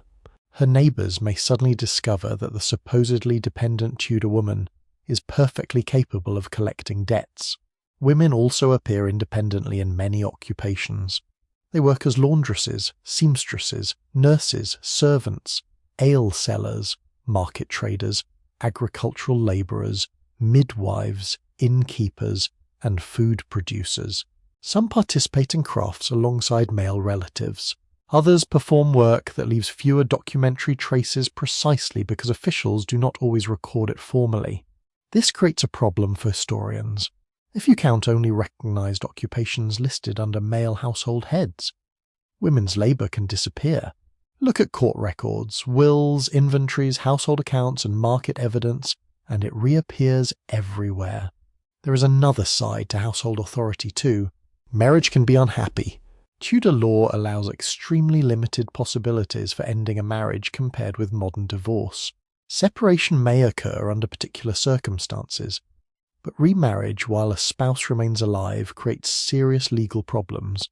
Domestic violence exists, and patriarchal assumptions can make protection inconsistent. Yet communities do sometimes intervene. Neighbours testify. Church courts hear complaints. Local authorities become involved when behaviour exceeds what communities consider acceptable. The boundaries of acceptable conduct are not yours, and they are often disturbingly broad, but they are not non-existent. Once again, reputation becomes a kind of informal policing system. Walls are thin, neighbours are close, arguments are heard, secrets leak. The household that gives you support also keeps you under observation. Even affection becomes communal. A marriage is celebrated publicly. A birth draws women together. Illness brings assistance. Death summons neighbours. Food is exchanged. Tools are borrowed. children wander between households. The Tudor family is embedded within a wider network rather than sealed behind a front door. As evening approaches, you watch a woman beside the hearth repair a garment while keeping one eye on a child. Someone else stirs a pot. A servant returns with water. An older relative offers advice that nobody requested but everyone receives. The scene feels strangely familiar. Then you remember that the child nearby will not experience childhood quite as you understand it. Very soon there will be chores, discipline, lessons perhaps, work certainly, and before many modern children would even be thinking about employment. This Tudor child may already be preparing to leave home and enter somebody else's household. The child beside the hearth is loved, watched, corrected, fed, dressed, and gradually introduced to a world that expects usefulness much earlier than yours does. That does not mean childhood is absent. Tudor children play. They laugh. They become bored. They misbehave. They form friendships, invent games, chase one another through yards, complain about chores, and probably develop the timeless childhood ability to become mysteriously deaf when an adult asks for help. What differs is the boundary between childhood and responsibility. It is softer and earlier. From a young age, you're expected to learn by watching. If you grow up in a farming household, animals and fields become part of your education. You may frighten birds away from crops, gather fuel, carry small loads, help with livestock, collect eggs, weed gardens, or assist during harvest. Tasks become more demanding as your body grows. A daughter learns domestic skills from women around her. A son may follow his father into agricultural or craft work. But these patterns are not absolute. Household need is more powerful than tidy categories. Everyone helps when work becomes urgent. If you belong to a prosperous family, your childhood looks different. Servants perform many physical tasks. You may spend more time learning to read, write, calculate, behave correctly, dance, play music, or acquire skills considered appropriate to your rank. For the children of the elite, education is preparation for social position. For everyone else, education is more uneven. Schools certainly exist. Grammar schools have expanded considerably across England during the Tudor period, supported by towns, religious foundations, wealthy benefactors, and other institutions. The dissolution of monasteries earlier in the century disrupted some older educational structures, while new foundations emerged. Whether you attend school depends upon where you live, your sex, your family's resources, local opportunities, and what your parents expect you to do. A boy from a reasonably prosperous family has the best chance of receiving substantial formal schooling. You enter a schoolroom and immediately discover that Tudor education is not designed around protecting your enthusiasm. Discipline can be severe. The rod is a familiar educational instrument. Teachers and parents generally accept physical punishment to a degree that would horrify many modern classrooms. The reasoning is moral as much as educational. Children are believed to require discipline because uncontrolled behavior can become sinful or socially disruptive. Obedience is praised. Respect for parents and masters is expected. You do not receive a sticker for expressing your authentic frustration. You may receive Latin, a great deal of Latin. Grammar school is named for exactly that reason. The goal is often to teach Latin grammar and literature, preparing boys for university, law, church careers, administration, or other educated occupations. You memorize, recite, translate, repeat. Books remain expensive compared with modern printed material, although printing has made them far more accessible than manuscript culture allowed. Paper, ink, pens, slates, hornbooks, and other learning tools appear according to context. A hornbook can provide basic instructional material protected beneath a thin, transparent layer of horn mounted on a board. You might learn letters, simple prayers, and elementary reading from such an object. There is something wonderfully durable about a children's lesson designed to survive being carried around by an actual child. For girls, formal educational opportunities are more restricted, but they are not non-existent. Elite girls may receive excellent education at home. Elizabeth herself is the spectacular example. She knows Latin and Greek and possesses considerable linguistic ability. Her education reflects royal privilege. Of course, not the experience of an ordinary girl. Still, daughters of prosperous merchants and gentry may learn reading, writing, music, household management, religion, and sometimes languages.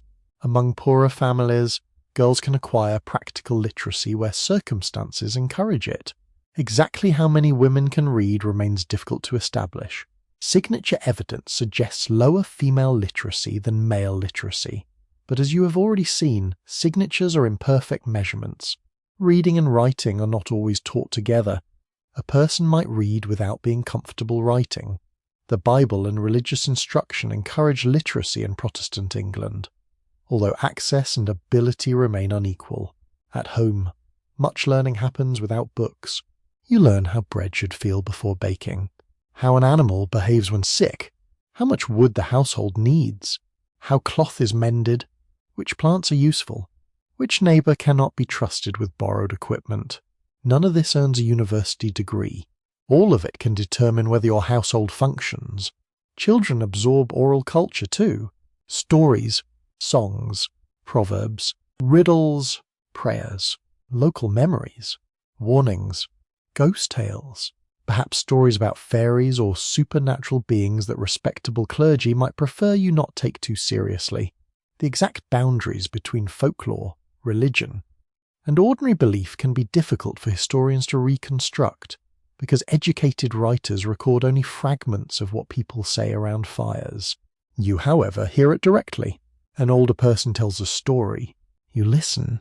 Later, you repeat it incorrectly to another child. Oral tradition continues, and when chores finally loosen their grip, there are games. You might play with balls, hoops, tops, dolls, hobby horses, knucklebones, marbles, or improvised toys. Some toys are purchased. Many are simple objects made from available materials. Children run, wrestle, climb, throw things. Adults complain. Civilization continues normally. Games can imitate adult life. A child with a doll practices household roles. Boys may imitate soldiers or archers. Young people participate in seasonal festivities and communal celebrations. Music and dancing offer entertainment across generations. Even formal education contains moments of play, though your schoolmaster may seem personally committed to preventing them. Then comes the transition toward adult work. It does not happen on one magical birthday. Instead, responsibilities accumulate. By adolescence, many young people leave the parental home. This is one of the most important differences between your assumptions and Tudor reality. You might imagine generations living permanently together because pre-modern society is supposedly immobile. Yet England has a strong culture of life cycle service. Young unmarried people often enter another household as servants. This may happen in the countryside or in towns. You receive wages, food, lodging, and experience.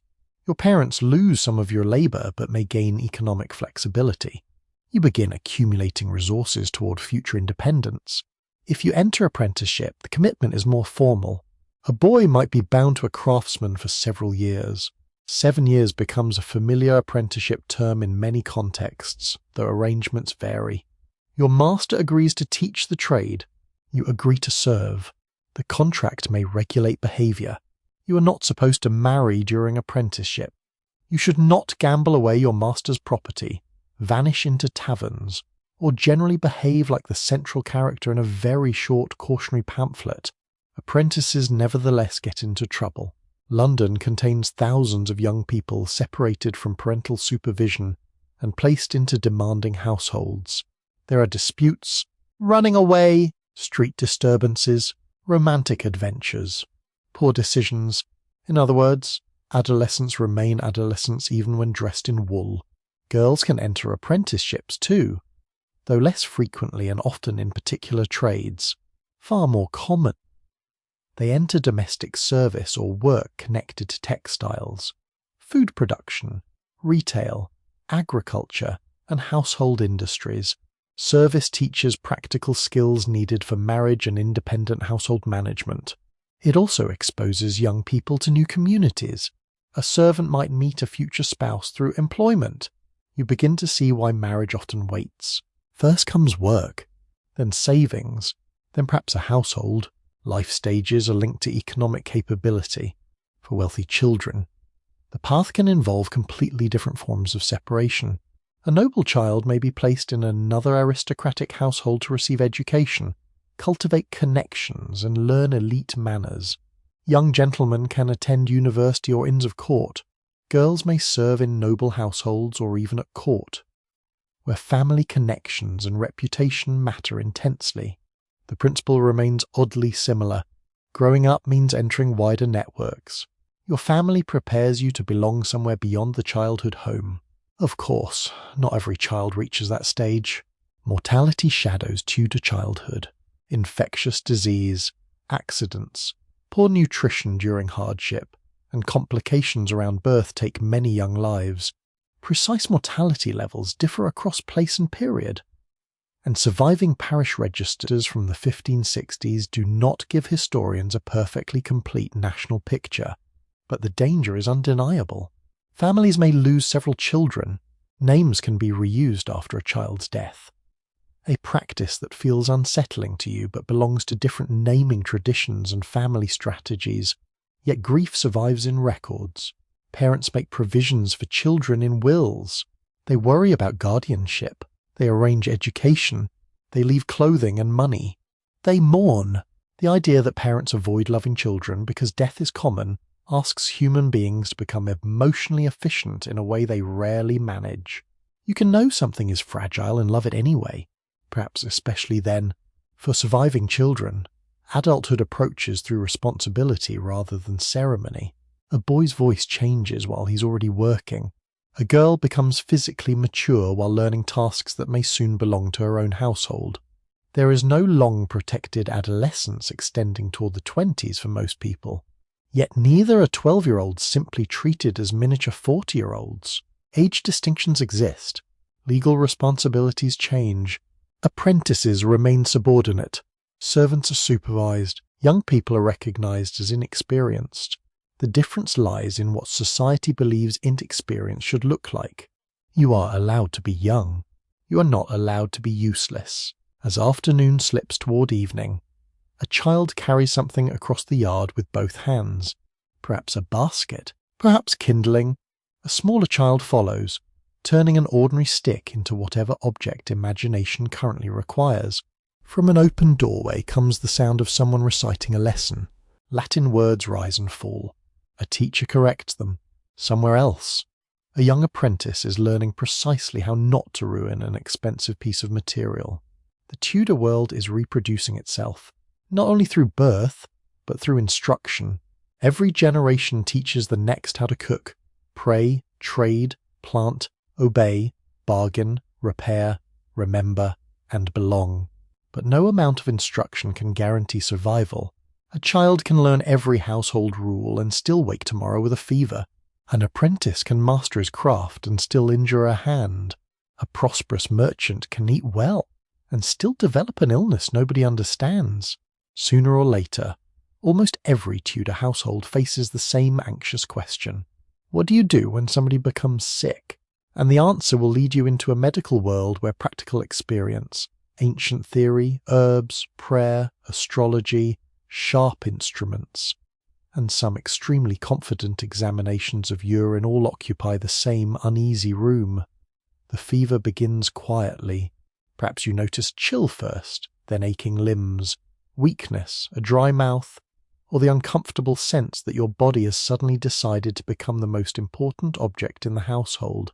People gather, someone touches your forehead, someone asks what you ate, another person remembers a remedy, an older relative remembers a completely different remedy and explains, with impressive confidence, why the first one is useless.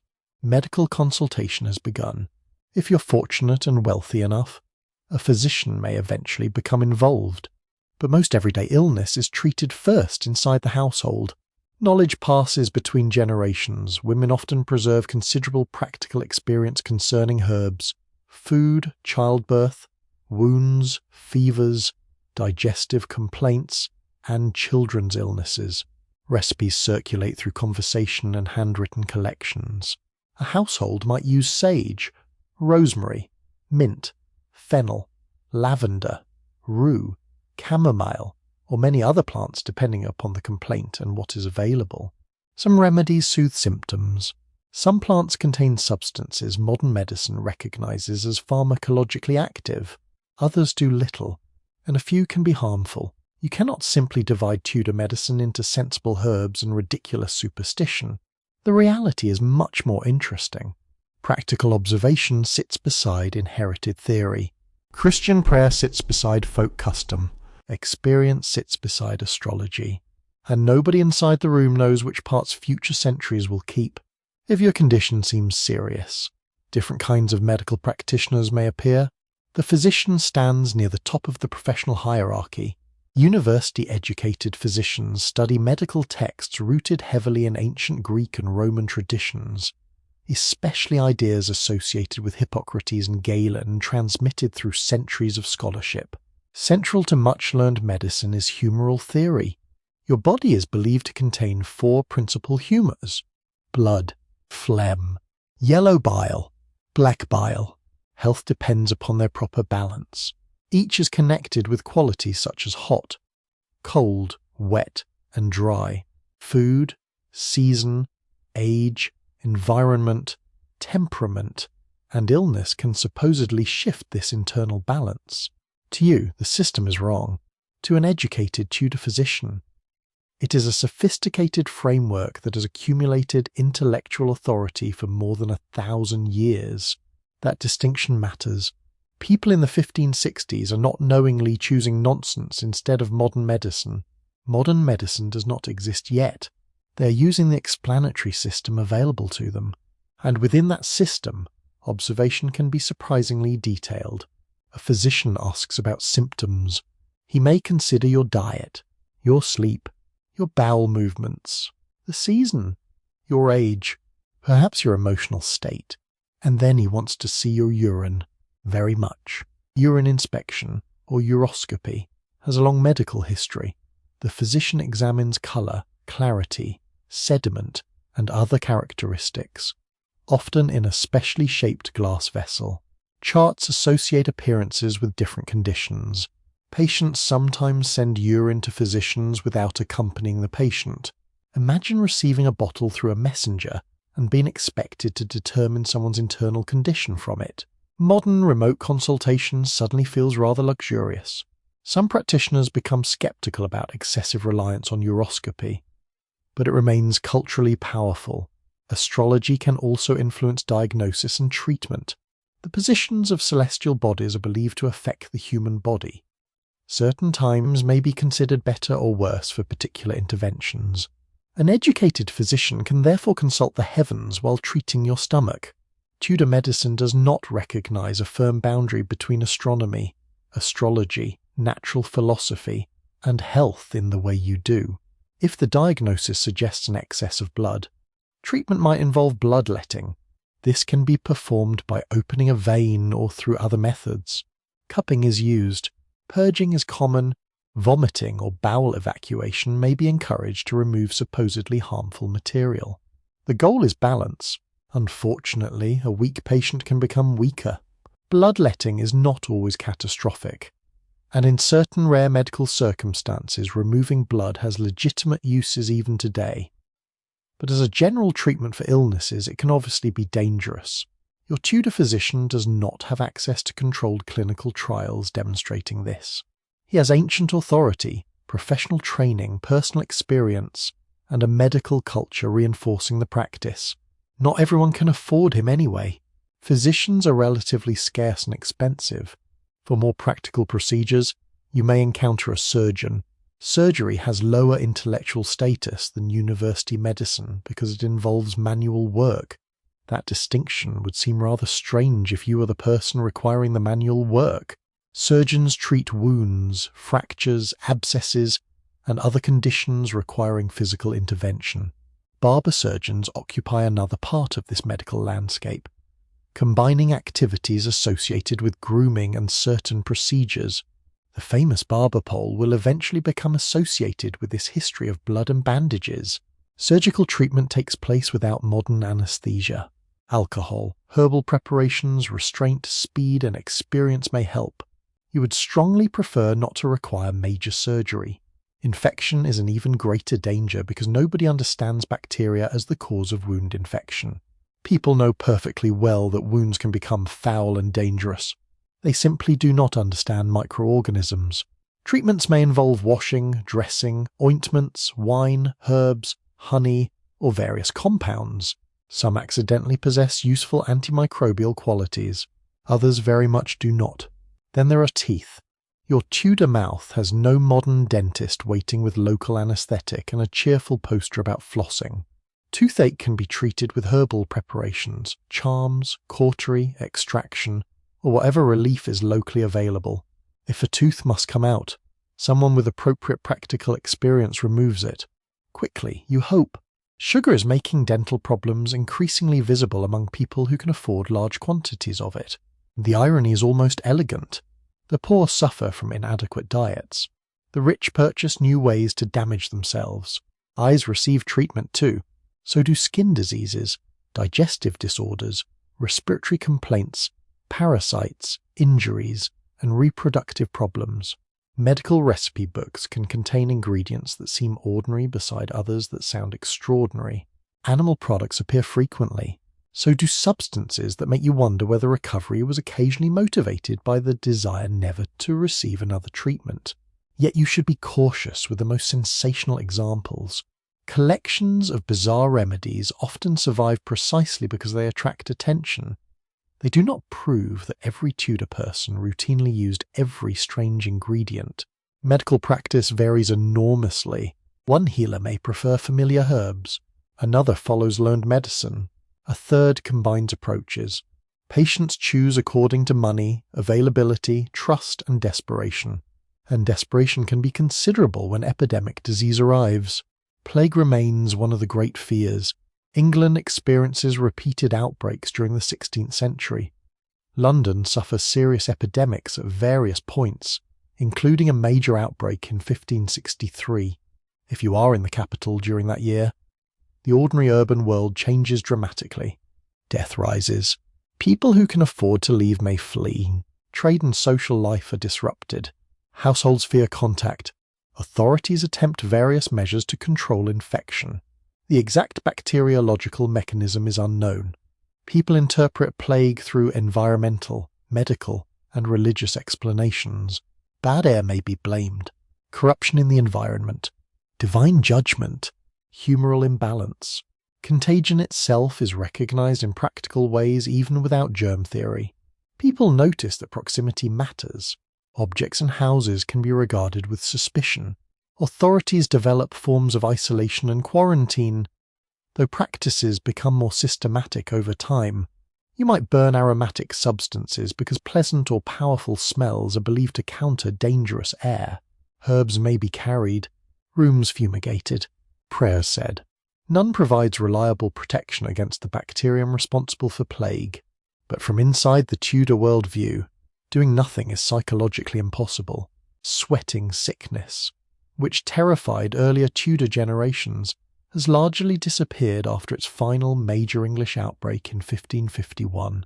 Other diseases remain: smallpox, measles, influenza-like illnesses, tuberculosis, dysentery, typhoid and other infections associated with contaminated water or food. Exact retrospective diagnosis can be difficult because Tudor descriptions do not always map neatly onto modern disease categories. Historians and medical researchers sometimes disagree about what particular recorded epidemics actually were. A Tudor word for fever can cover several different diseases. Symptoms overlap. Records are incomplete. The dead cannot provide laboratory samples in most cases. This uncertainty is part of the historical landscape. You know people become sick. You do not always know why. Neither do they. Even seemingly minor injuries can become serious. A cut from a tool, a burn from the hearth, a broken bone, an infected blister, a difficult birth. Your working body is constantly exposed to risk. There are no antibiotics waiting if bacteria enter a wound. Yet most injuries do not kill you. Bodies heal. People clean wounds. Bones are set. Experienced practitioners learn what tends to work. Community accumulate practical knowledge because survival itself is an experiment repeated across generations. Mental distress is interpreted through very different frameworks. Melancholy may be connected with black bile, temperament, spiritual concerns, or life circumstances. Severe disturbances can be understood medically, morally, or religiously depending upon behaviour and observer. There is no modern psychiatric system. There is also no single Tudor explanation. Again, the past is less uniform than its stereotypes. Eventually your fever may break. Perhaps the herbal drink helped. Perhaps rest helped. Perhaps the illness was always going to pass. Perhaps the physician confidently takes credit. Some traditions truly are timeless. You lie beneath blankets as strength slowly returns. Outside, church bells sound. And after surviving illness, your thoughts naturally turn toward forces larger than medicine. People around you have prayed for recovery. Perhaps you have promised God that if you survive, certain personal improvements will definitely begin immediately. Your neighbours interpret health, misfortune, harvest, birth, and death within a deeply religious world. But the church whose bells you hear is not the same church your grandparents knew. Images have disappeared. Rituals have changed. English words have replaced much older Latin worship. Some neighbours welcome this. Some remember the old ways. Some say very little. And as you become strong enough to leave your bed, Sunday approaches, drawing the entire parish toward a building where private belief and public obedience are about to meet beneath the same roof. The church bell reaches you before you see the church itself. Across fields, lanes, gardens, and clustered roofs, its sound gathers the parish together. People leave cottages and larger houses, adjust caps and cloaks, collect children, and begin moving toward the building that stands at the centre of far more than Sunday worship. You already know many of the faces around you. That matters. Religion in the 1560s is not something practiced anonymously among strangers. Your parish is a community whose members work together, quarrel together, marry one another, witness one another's behaviour, bury one another, and now stand together beneath the same church roof. The building may be old, very old. Its walls can predate Elizabeth, her father, and even her grandfather by centuries. Your grandparents may have worshipped here when England was unquestionably Catholic, yet the interior has changed. During the religious transformations of the previous decades, church images, shrines, altars, books, ornaments, and ritual practices have repeatedly been removed, restored, altered, or prohibited. Imagine living through that under Henry VIII. Royal authority breaks England's institutional connection with Rome. Although many traditional beliefs survive, under Edward VI, Protestant reform becomes far more aggressive. English services replace Latin ones. Images and altars are attacked or removed. Then Mary I becomes Queen. Catholic worship returns. Altars return. The Mass returns. Papal authority is restored. Then, after Mary's death in 1558, Elizabeth takes the throne. Everything shifts again. You might reasonably wonder whether anyone in authority could please make a final decision. Elizabeth's religious settlement arrives in 1559. Parliament establishes royal supremacy over the English Church and restores a Protestant form of worship based upon the Book of Common Prayer. Elizabeth receives the title Supreme Governor rather than her father's title Supreme Head. The wording is deliberate, though historians continue discussing the political and theological considerations behind it. For you, the important change is visible and audible. The service is in English. The prayer book shapes worship. The monarch stands at the summit of the national church. Attendance is expected. This last point deserves attention. Modern religious identity is often imagined as private conviction. Tudor government does not share that assumption. Public worship is part of public order. Failure to attend church without acceptable reason can bring financial penalties. The state does not expect to inspect every secret thought in your head. It does expect outward conformity. So you enter. perhaps willingly, perhaps reluctantly, perhaps with beliefs that fit official teaching comfortably, perhaps carrying memories of the old religion. The difficulty for historians is determining exactly what ordinary people believe. Government records tell you what authorities command. Church court records reveal cases of disobedience. Wills sometimes preserve religious language. Private letters offer glimpses among literate families. But millions of quiet thoughts disappear completely. A person can attend Protestant worship while privately missing Catholic ritual. Another can enthusiastically embrace reform. A third may care deeply about some theological issues and barely understand others. A fourth is primarily concerned with getting several restless children through the service without public embarrassment. There is room in history for that person too. Your parish minister now faces the responsibility of presenting the Reformed faith. His education and enthusiasm can vary. Some clergy adapt readily. Others have served through multiple religious regimes. A priest who began his career under Henry might have experienced changes under Edward, Mary, and Elizabeth. His professional survival requires remarkable flexibility. You might call it pragmatism. His enemies might call it something less flattering. Authorities worry about clerical quality. Some parishes struggle to obtain well-educated Protestant ministers. Preaching becomes increasingly important within Reformed religious culture. But not every minister possesses equal skill. A sermon can therefore be intellectually stirring, or very long, or both. You stand or sit according to the customs and furniture available, listening as words echo through the church. The Bible has gained enormous importance. English translations allow Scripture to be heard and read more widely. The official church expects particular forms of doctrine and worship. Yet Protestantism itself contains disagreements. Some reformers believe Elizabeth's settlement does not go far enough.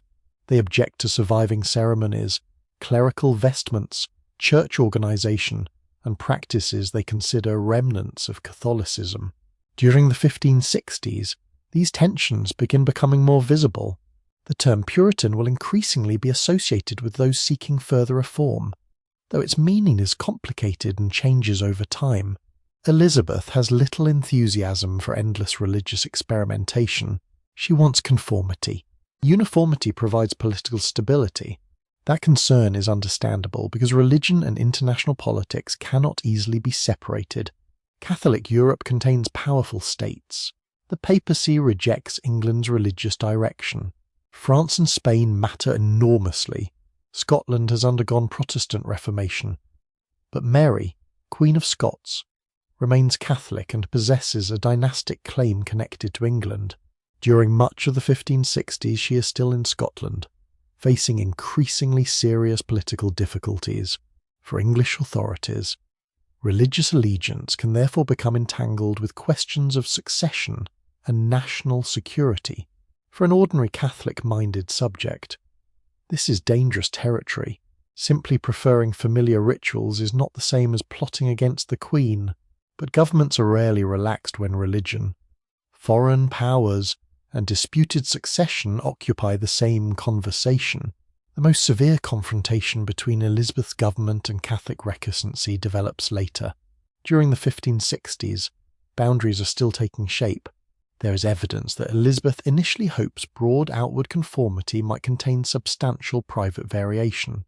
Exactly how tolerant this settlement truly is remains debated. It certainly does not offer modern religious freedom. Still, enforcement can differ by place, official, and circumstance. Local life matters. Perhaps your parish adapts relatively smoothly.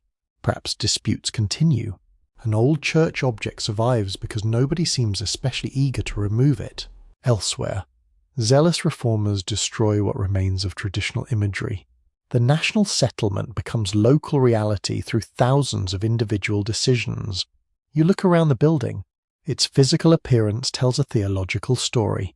The medieval church had once surrounded worshippers with saints, painted images, side altars, candles, statues, and visual reminders of the sacred. Much of this has been removed or whitewashed during Protestant reforms. Biblical texts or royal arms may occupy spaces once dominated by images. The communion table replaces the traditional altar arrangement. Exactly how thoroughly interiors change varies. The result can feel startlingly bare to someone who remembers the older church. Imagine your grandmother whispering that there used to be a painted saint on a particular wall. You see only pale plaster.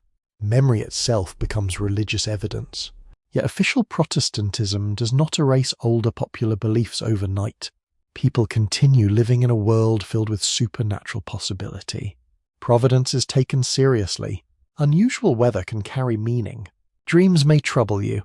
Astrology remains respected in contexts that surprise modern observers. Belief in witchcraft exists across social levels. So do stories about spirits, fairies, charms, and protective practices whose relationship with formal Christianity can be uneasy.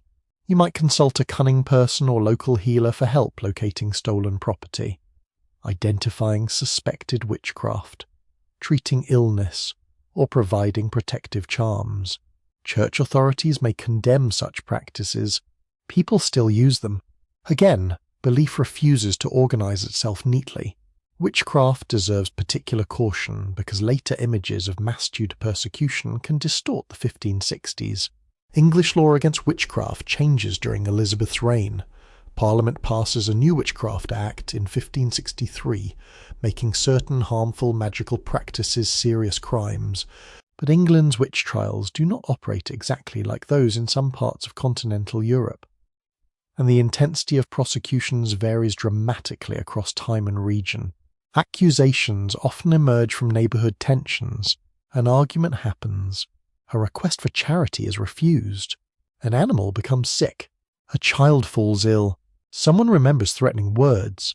Suspicion grows backward through memory. Most people accused are women, often socially vulnerable women, though men can also be accused. Scholars continue debating how gender, poverty, local conflict, religious change, and ideas about supernatural harm interact in these cases. From your perspective, the important point is simpler. Magic is not a fantasy category safely separated from reality. If your neighbour believes she has been bewitched, the fear is real even if the supernatural mechanism is not.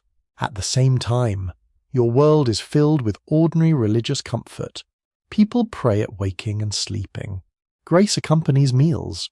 The church calendar structures time, though many traditional feast practices have been altered by reform. Baptism welcomes infants. Marriage receives public recognition. Funerals bring communities together. Scripture offers familiar words during uncertainty. Religion explains suffering, duty, death, and hope. It can frighten you. It can reassure you. Often it does both. The service eventually moves toward its end. People begin shifting slightly. Children sense freedom approaching with supernatural accuracy. Outside, conversation resumes almost immediately. Church attendance has gathered the community in one place, which means worship is followed naturally by news, observation, and gossip. Someone's clothing receives silent judgment. A marriage is discussed. A sick neighbour is mentioned. Perhaps an argument from earlier in the week has not been forgotten. And perhaps someone has failed to attend. People notice. Public conformity depends partly upon this dense community observation. The crown may be far away. Your neighbour is 3 steps away. As you walk from the churchyard, you pass memorials to people who lived through earlier reigns. Henry, Edward, Mary, now Elizabeth. 4 religious climates within a remarkably short span. You begin to understand why caution has become a useful habit. A sentence that sounds harmless today may not have sounded harmless 10 years earlier. The safest position for many ordinary people is to follow the authorized service, maintain a respectable reputation, and avoid attracting official attention. But not everyone manages the final part. Communities argue. People drink too much. Property disappears. Insults become fights. Servants run away. Sexual scandals reach church courts. The poor wander in search of work. Officials investigate. The Tudor parish may be a spiritual community, but it is also part of a society deeply concerned with discipline. Ahead, in a public space where everyone can see it, stands a wooden structure with an unpleasantly obvious purpose. The stocks, You have spent the morning considering salvation. Now Tudor England would like to remind you about consequences. The stocks stand where they can be noticed. That is the point. Punishment in Tudor England often works through visibility. The community is not merely informed that somebody has behaved badly. It may be invited to watch the consequences. You approach the heavy wooden structure and imagine your ankles secured there while neighbours pass. Some stare, some laugh, some offer comments. One person almost certainly enjoys the situation far too much. Public shame is powerful because reputation is one of your most valuable possessions. Remember how neighbours notice your clothes. Church attendance, employment, courtship, and household behaviour. The same dense social network can now become part of your punishment. The stocks are used for various lesser offences according to local circumstances. Drunkenness, disorder, breaches of regulation, or other misconduct can lead to public correction. The pillory operates on a similar principle, restraining a person publicly, generally around the head and hands. These devices are not interchangeable in every legal context, but both turn punishment into spectacle. The crowd becomes part of the sentence. Yet Tudor justice is much larger than stocks and pillories. Most everyday order begins locally. There is no modern professional police force patrolling every street. Instead, responsibility is distributed through communities and local officers. Constables play important roles. They may arrest suspects, maintain order, carry out instructions, assist with searches, and bring people before justices. Watchmen operate in towns. Parish officers perform administrative duties. Ordinary people are expected to help raise the alarm when serious trouble occurs. An older system known as hue and cry requires community participation in pursuing suspected offenders. If someone witnesses a serious crime, the expectation is not that you quietly take out a telephone and call trained professionals. You are part of the response. This makes law enforcement deeply communal. It also makes it inconsistent. A respected local man and a suspicious stranger may not receive identical treatment from their neighbours. Personal relationships matter. Reputation matters. Status matters. Tudor justice is not blind in the modern idealised sense. It knows exactly who your father is. For many disputes, you may encounter a justice of the peace. These local gentlemen are crucial to Elizabethan government. They perform judicial and administrative work within counties, dealing with matters ranging from disorder and minor offences to labour regulation and poor relief. They are unpaid officials drawn largely from the gentry. The Crown therefore governs much of England through local elites. This is remarkably efficient when those elites cooperate. It also means national policy depends upon thousands of local decisions.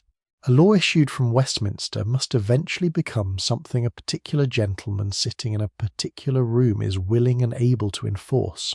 Quarter sessions bring justices together periodically to hear cases and conduct county business. More serious criminal matters may reach higher courts or travelling judges at assizes.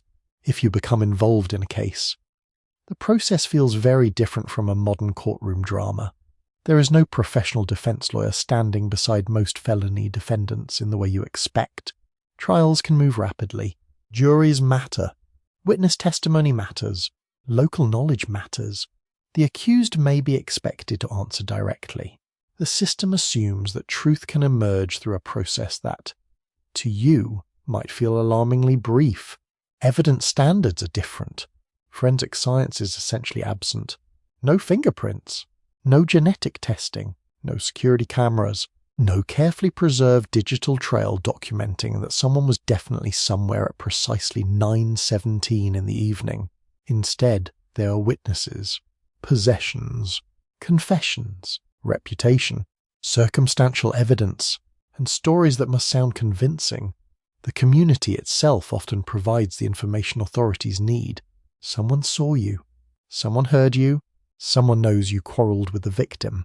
Someone recognises the missing object. In a small town or village, anonymity is difficult. This can help solve offences. It can also reinforce prejudice and rumour. The crimes that worry Tudor authorities include theft, assault, burglary, robbery, homicide, fraud, disorder, and offences against social or religious regulations. Property crime receives especially serious attention. Stealing goods above particular values can be treated as felony and potentially punished by death.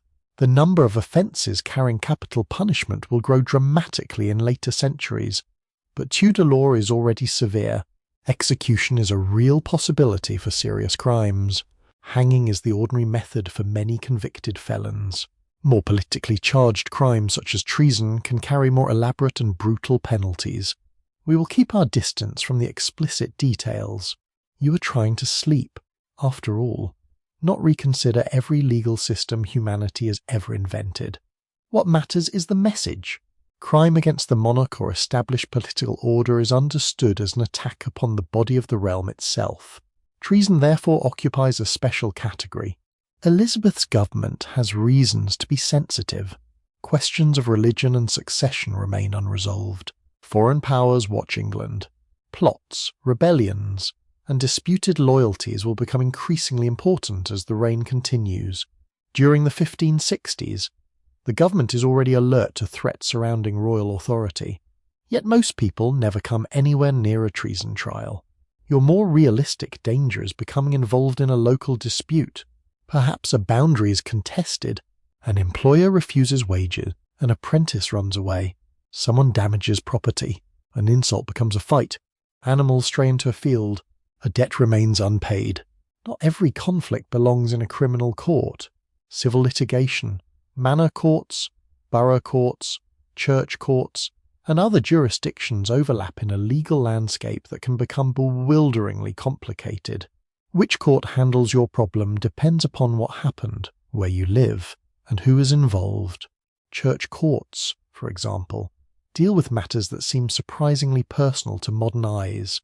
Marriage disputes, sexual misconduct, defamation in certain contexts, probate, church attendance, moral behaviour. Imagine insulting a neighbour and discovering that the argument has acquired ecclesiastical paperwork. Tudor society does not sharply separate morality, religion, and law. Your behaviour affects the community. The community therefore claims an interest in your behaviour. Punishment can take forms other than imprisonment. This is important because prison is not yet the standard sentence for every crime. Jails exist primarily to hold people awaiting trial, punishment, or other legal outcomes. Though confinement itself can certainly occur, conditions are unpleasant. Prisoners may have to pay fees. Food and accommodation vary according to resources. Disease spreads easily in crowded conditions. The wealthy can sometimes purchase better treatment. Even incarceration has social classes. For lesser wrongdoing, authorities may impose fines, public penance, whipping, stocks, pillory, or other corrective measures.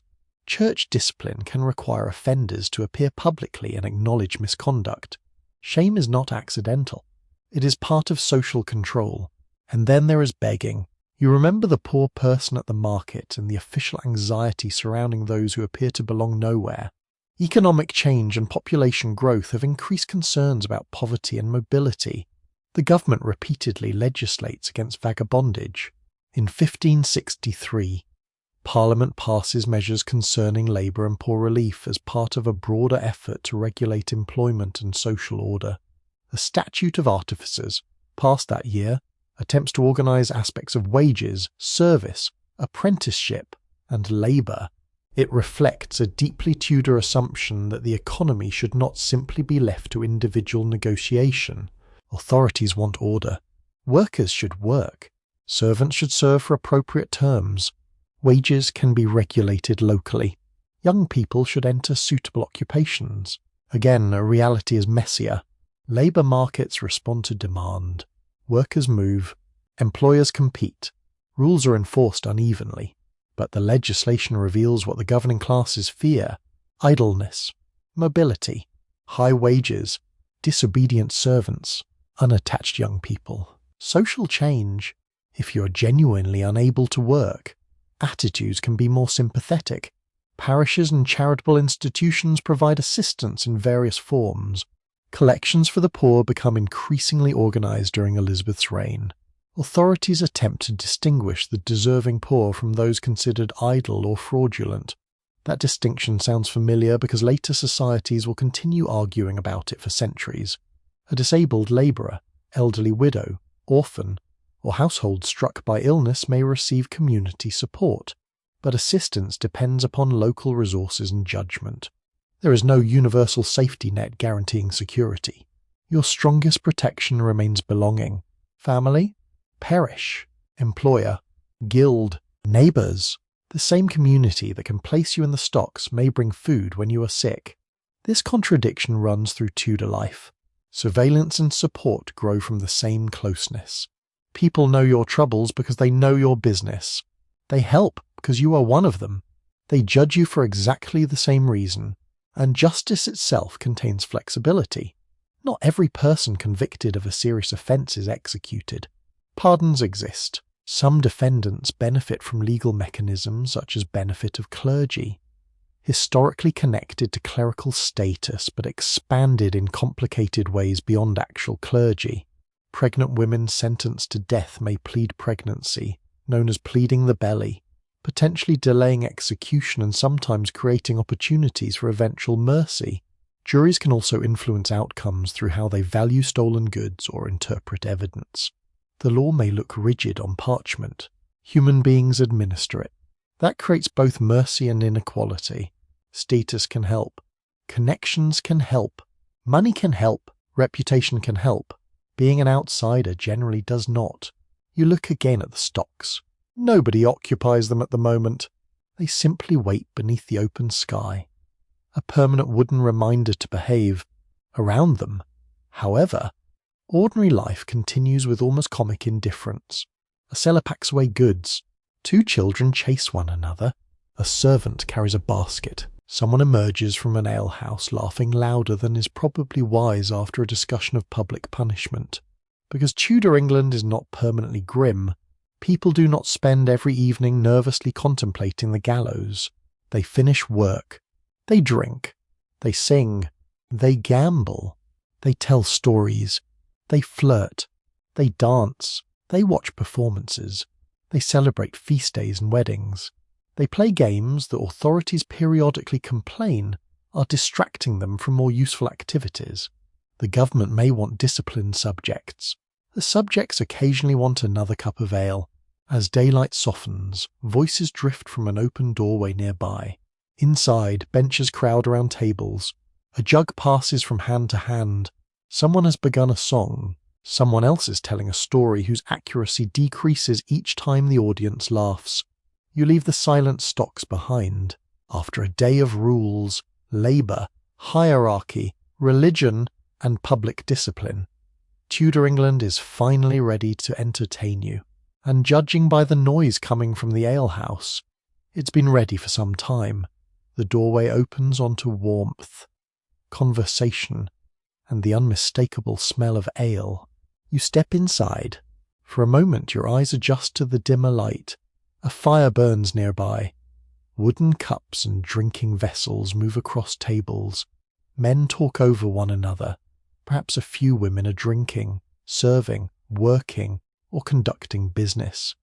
Somewhere in the room, a story has reached the stage where every listener knows it is being exaggerated, but nobody wants accuracy to ruin it.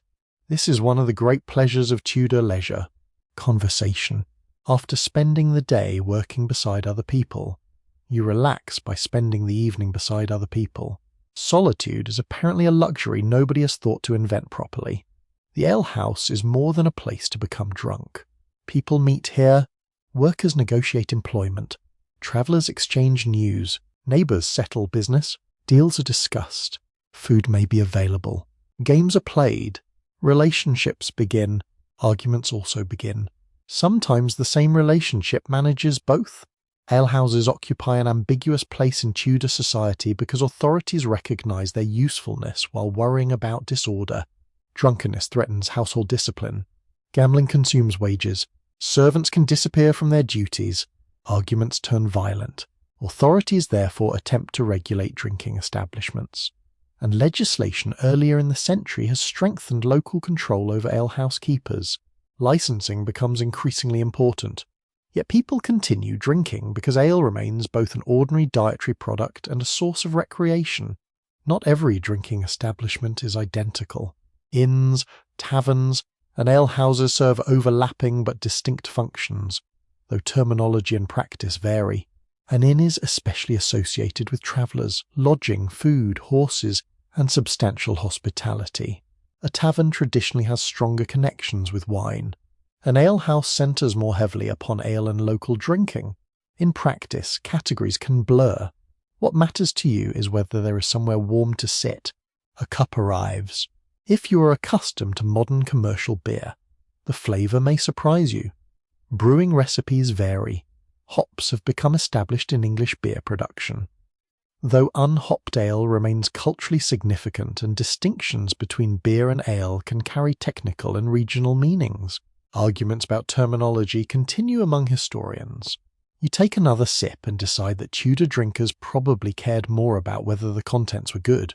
Across the room, someone produces dice. Gambling is popular, so are cards. Playing cards have been known in England long before Elizabeth's reign, and appear across social levels. You might wager modest amounts of money, food, drink, or other stakes.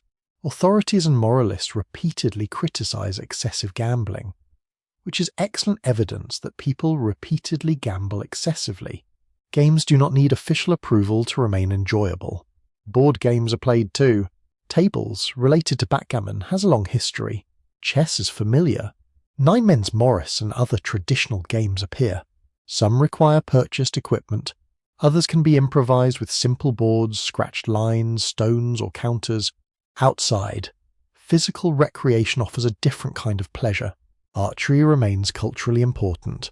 English governments have long encouraged practice with the longbow, because trained archers once formed a crucial part of military strength. Laws periodically attempt to ensure men practice, but by the 1560s, warfare is changing. Firearms are becoming increasingly important. The longbow has not vanished, but its military dominance is declining. You may therefore practice a weapon celebrated by tradition while living through the technological changes that will eventually make that tradition obsolete. History does enjoy awkward timing. Other sports include wrestling, running, bowls, football, and various local contests. Tudor football is not your carefully regulated modern game. Rules differ locally. Large groups can participate. The activity may involve carrying, kicking, pushing, and an enthusiastic disregard for personal space. Authorities periodically condemn violent games, especially when they cause disorder or interfere with archery practice. This condemnation appears not to stop people enjoying them. Bowls is popular enough to attract its own regulatory anxieties. Some governments fear working people spend too much time playing instead of practicing useful skills. The recurring Tudor message is clear: enjoy yourself responsibly, preferably while doing something militarily useful. Children have their own games, as you have already seen, but adults do not surrender play when childhood ends. Seasonal festivals provide opportunities for communal recreation. May celebrations, harvest customs, parish gatherings, weddings, and other occasions bring music, food, drinking, dancing, and performance. The Reformation alters the traditional religious calendar and attacks some customs associated with Catholic practice. But communal festivity does not simply disappear. Older traditions survive unevenly. Some are transformed, some are condemned. Some continue because the village has collectively decided not to become boring. Music is everywhere. You do not need a royal court to hear it. People sing while working. Ballads circulate. Musicians perform at celebrations and drinking houses. Fiddles, pipes, drums, tabors, bagpipes, and other instruments appear according to place and occasion. At wealthier levels, musical culture becomes more sophisticated and expensive. Lutes, viols, keyboard instruments, trained singers, and composed music fill elite households. Elizabeth herself is associated with music and dancing. Courtly dancing is not merely entertainment, it is social performance. You display grace, control, education, perhaps romantic interest, and, if you are unfortunate, your inability to remember where your feet are supposed to go. Dancing among ordinary people is less formal but equally important. A musician begins. People form patterns. Hands meet. Shoes strike the floor. For a few minutes. Hierarchy becomes slightly softer without disappearing. The gentleman still knows he is a gentleman. The servant still knows she is a servant, but both inhabit the same rhythm. Then there are ballads. Printed broadside ballads become increasingly important in popular culture during the 16th century and will flourish even more later. A sheet can contain verses describing love, crime, politics, strange events, moral warnings, or sensational stories. The words may be sung to a familiar tune. Even people unable to read can learn them by listening. A memorable song can travel farther than a proclamation, and accuracy is optional. If a terrible crime occurs somewhere distant, a ballad can transform it into entertainment, warning, and profitable merchandise almost simultaneously. Your ancestors have invented true crime with music. Storytelling extends beyond songs. People tell tales about local characters, historical events, saints remembered from older traditions, supernatural encounters, legendary heroes, and impossible creatures. Printed books increasingly compete with oral storytelling, but the spoken story remains powerful. You sit close to the fire and listen. The teller lowers his voice. Someone interrupts. Everyone complains. The story resumes. This rhythm has probably existed since humans first discovered that firelight improves suspense. More organised performance is changing rapidly too. The famous permanent London playhouses associated with Shakespeare belong mainly to the following decades. The theatre, often identified as one of London's first major purpose-built public playhouses, will open in 1576. Shakespeare himself is still a child during the 1560s, so if you arrive expecting Hamlet, you are early. Very early. Please keep your ticket. Drama already thrives. However, travelling companies perform in great households, inns, town halls, public spaces, schools, and other venues. Interludes and plays combine entertainment, morality, politics, religion, comedy, and spectacle. Professional acting is developing rapidly. Companies often depend upon aristocratic patronage because unattached performers can be vulnerable to laws concerning vagabondage. Belonging to a noble patron gives legitimacy. Once again, Tudor society asks the same question. Whose person are you? Patronage provides the answer. At court, entertainment becomes more elaborate. Masks, music, dancing, pageantry, and dramatic presentations help display royal magnificence. Elizabeth's progresses through the country allow wealthy subjects to host the Queen, sometimes at staggering expense. If Elizabeth visits your great house, this is an honour. It is also financially terrifying. You must feed the royal household, provide accommodation, stage entertainment, offer gifts, display loyalty, smile throughout. Royal hospitality is the Tudor equivalent of having hundreds of extremely important house guests arrive without agreeing to split the bill. Popular entertainment has harsher forms too. Animal baiting attracts crowds. Bears or bulls may be set against dogs. Cockfighting is popular. To modern sensibilities, these activities are cruel, and there is little reason to disguise that. Tudor audiences often perceive them differently, as sport and spectacle. Animals occupy a different moral and practical position within society. They are essential sources of labour, food, materials, transport, status, and entertainment. Affection for animals certainly exists. So does behaviour you find disturbing. The two can coexist. Public executions can attract spectators too, blurring punishment and spectacle in ways that make you uncomfortable. But ordinary recreation is usually much less grim. A wedding can fill an entire community with celebration. Food appears, à la floats. Musicians play, guests dance. Families negotiate their new relationship while younger people observe one another with interest. Church festivals and seasonal customs offer breaks in the relentless work calendar. The concept of leisure exists even when working hours are long. In fact, perhaps leisure feels more intense precisely because it is limited. You do not have endless entertainment available on demand. No recorded music, no television, no cinema. No glowing rectangle capable of supplying 300 new distractions before you finish the first one. A musician entering the room matters. A traveller with a new story matters. A printed ballad matters. A festival changes the texture of the week. Entertainment is an event rather than background noise. You notice it. The evening deepens, the fire lowers slightly. Some drinkers leave before darkness makes the journey difficult. Others remain. A final song begins, slower than the earlier ones. You step back through the doorway. Cold air touches your face. Behind you, laughter continues. Ahead. The street is darker now, illuminated only here and there by windows, firelight, lanterns, or moonlight. Yet somewhere beyond this small community lies a place where entertainment, commerce, crime, government, immigration, wealth, poverty, shipping, printing, and rumour are all multiplying at extraordinary speed. London. People speak of it as though it were another world.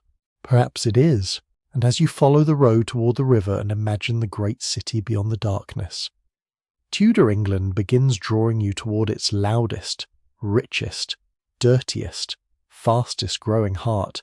London announces itself long before you understand it. The road becomes busier. More carts appear, more travellers, more merchants, more people carrying things that have come from somewhere else and are now heading somewhere you have never heard of. Then the smell changes. The countryside begins to disappear beneath the scent of smoke. Horses, river mud, cooking fires, leather, brewing, human waste, wet timber, and thousands of people living close together. You have entered the world of Tudor London. During the 1560s, London is growing rapidly. The city has been expanding beyond its medieval core for generations, and population pressure is pushing settlement into surrounding areas. Inside the old walls, streets are crowded. Outside them, new communities develop. Westminster remains politically important, with the royal court and major institutions nearby, while the City of London dominates commercial life. The distinction between London and Westminster is familiar to you as two parts of one great metropolis. To Tudor people, their relationship is more complicated. They are closely connected but still retain distinct identities, institutions, and rhythms. The Thames binds much of the city together. It is highway, marketplace, sewer, fishing ground, workplace, and source of danger. Boats move constantly across it. Wherries carry passengers. Barges transport goods. Larger vessels bring commodities from the coast and beyond. The river's often faster than the roads, if you need to cross London. A boat can sometimes be more convenient than fighting through crowded streets. The Thames is also not clean. Waste enters it. Industrial activity affects it. Animals and people use its banks. Yet the river is indispensable. You watch a boat glide past carrying barrels. Another carries timber. Another perhaps brings coal. London depends upon these movements. Its appetite is enormous. Grain must arrive. Fuel must arrive. Fish, wine, cloth, wood, building materials, imported luxuries. Every commodity creates another stream of labour. You walk toward the commercial heart and discover that London is not simply bigger than your village. It is denser in every possible sense. Buildings press against one another. Streets narrow. Upper floors project over the road in many areas. Timber frames create shadows across passages. Shops open toward the street. Signs identify businesses for customers who cannot necessarily read. A painted symbol can be as useful as words. You pass beneath signs representing trades, animals, objects, saints, or other recognizable images. The city is visually busy and noisy. Carts grind over stones. Hammers strike. Porters shout. Boatmen call from the river. Vendors advertise goods. Church bells ring. Animals complain. People argue. Someone sings.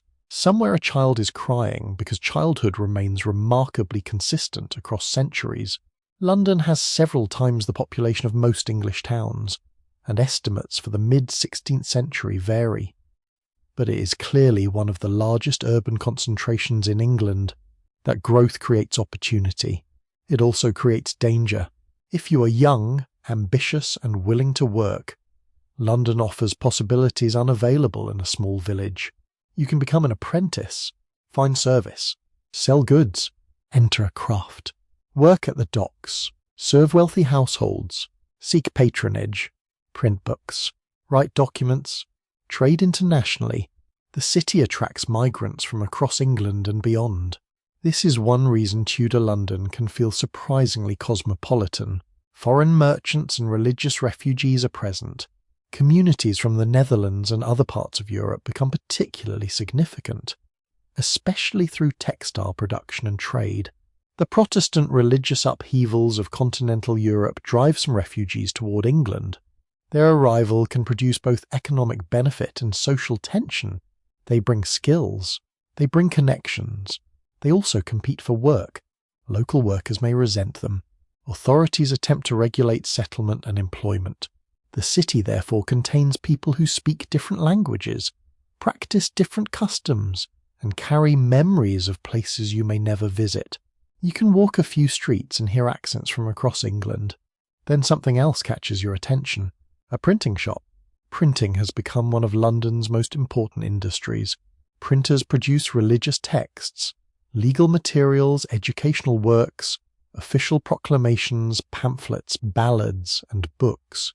The technology is not new by the 1560s, but its consequences continue unfolding.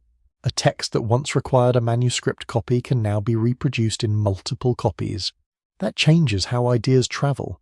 It also changes how authorities control ideas. The Crown regulates printing. Books can be licensed. Certain works are prohibited. The Stationers' Company plays an important role in regulating the London printing trade. Printers therefore operate inside a system of opportunity and surveillance. You enter a shop and see sheets of paper stacked around the working area. Ink stains fingers. Type is arranged. Pages are printed, dried, folded, and assembled. The physical labour behind a book is considerable. A printed page may look effortless. It is not. Each letter has been handled. Each sheet has passed through a press. Someone has proofread it. Someone has paid for it. Someone expects to sell it. London also contains a huge service economy. Wealthy households require servants. Merchants require clerks. Workshops require apprentices. Businesses require porters. Ships require sailors. Inns require staff. Markets require sellers. The city offers employment because the city consumes constantly. But its opportunities attract people faster than it can comfortably absorb them. Housing becomes crowded. Poorer people rent small spaces. Multiple people may share rooms. Buildings can be subdivided. Lodges become common. The separation between workplace and residence remains weak. You might live above the shop where you work. Your employer may live downstairs. Your apprentices sleep nearby.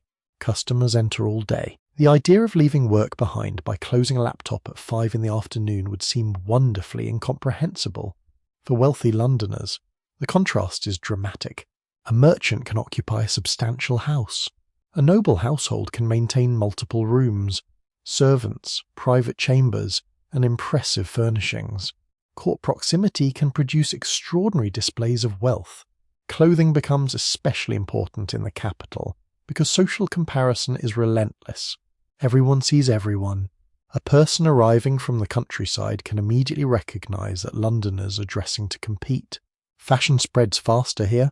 Imported goods circulate.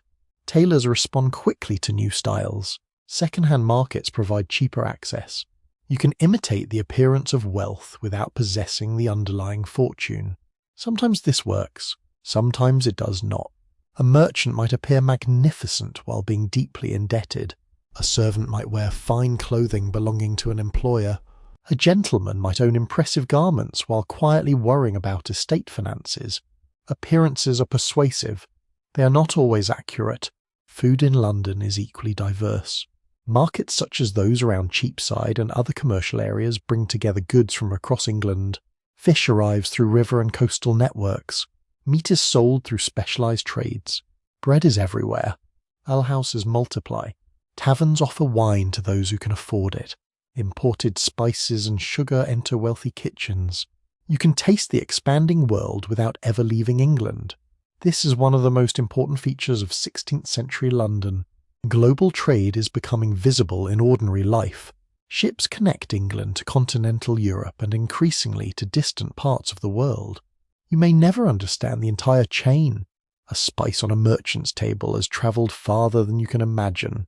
A piece of cloth may involve wool from one region, dye from another, merchants in another country, and customers several hundred miles away.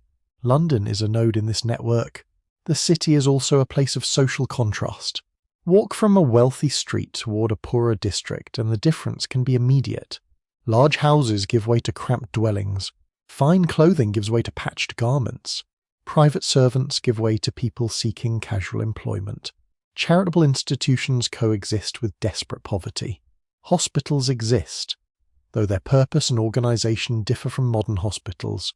Some institutions provide care, shelter, or assistance to particular groups.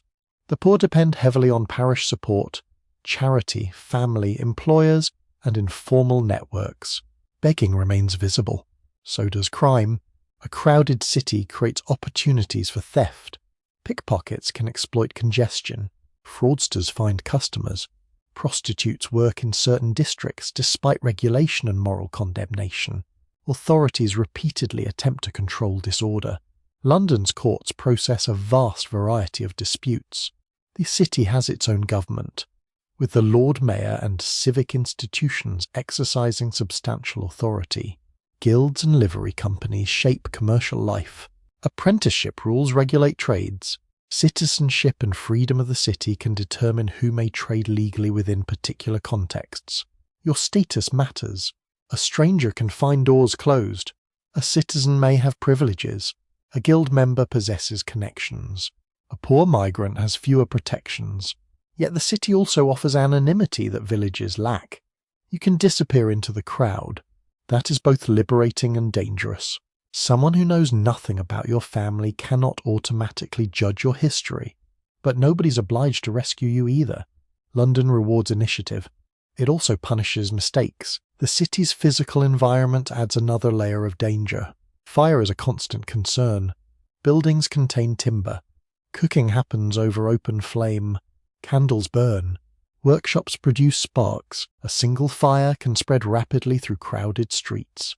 Authorities issue regulations about building materials and fire prevention. But the city remains vulnerable. Disease is equally frightening. The major plague outbreak of 1563 has already demonstrated what happens when epidemic illness enters a densely populated city. People flee when they can. Businesses suffer. Poor households face particular danger. Authorities attempt isolation measures and control movement. But no modern public health system exists to manage the crisis. The city simply continues. That may be London's most remarkable quality. It continues. After disease, after fires, after political uncertainty, after religious upheaval, after economic hardship, people reopen shops, ships return, markets fill again, children are born, apprentices begin work, the river keeps moving, and because London is the centre of royal government, its people are unusually close to national politics. A proclamation can be read in the city, court rumours spread rapidly, foreign ambassadors arrive, Parliament meets, the Queen travels through nearby districts. People discuss Elizabeth constantly. Her marriage prospects become a recurring subject. Her appearance is discussed. Her health matters. Her favourite courtiers attract attention. The boundary between celebrity and politics is already surprisingly thin. A royal procession can turn ordinary streets into spectacle. People gather to see the monarch. Banners appear. Music plays. Officials arrange ceremonial welcomes. Crowds press forward. For a few hours. The Queen's presence makes everyone feel that the distant machinery of government has physically arrived among them. Then she leaves. The streets return to ordinary business. A porter picks up a load. A shopkeeper counts coins. A woman buys fish. An apprentice carries messages. A boatman curses the river. The city breathes again. As evening approaches, London becomes even more atmospheric. Smoke hangs between buildings. Windows glow. Church bells mark the hour. Street sounds echo against timber walls. People hurry home before darkness deepens.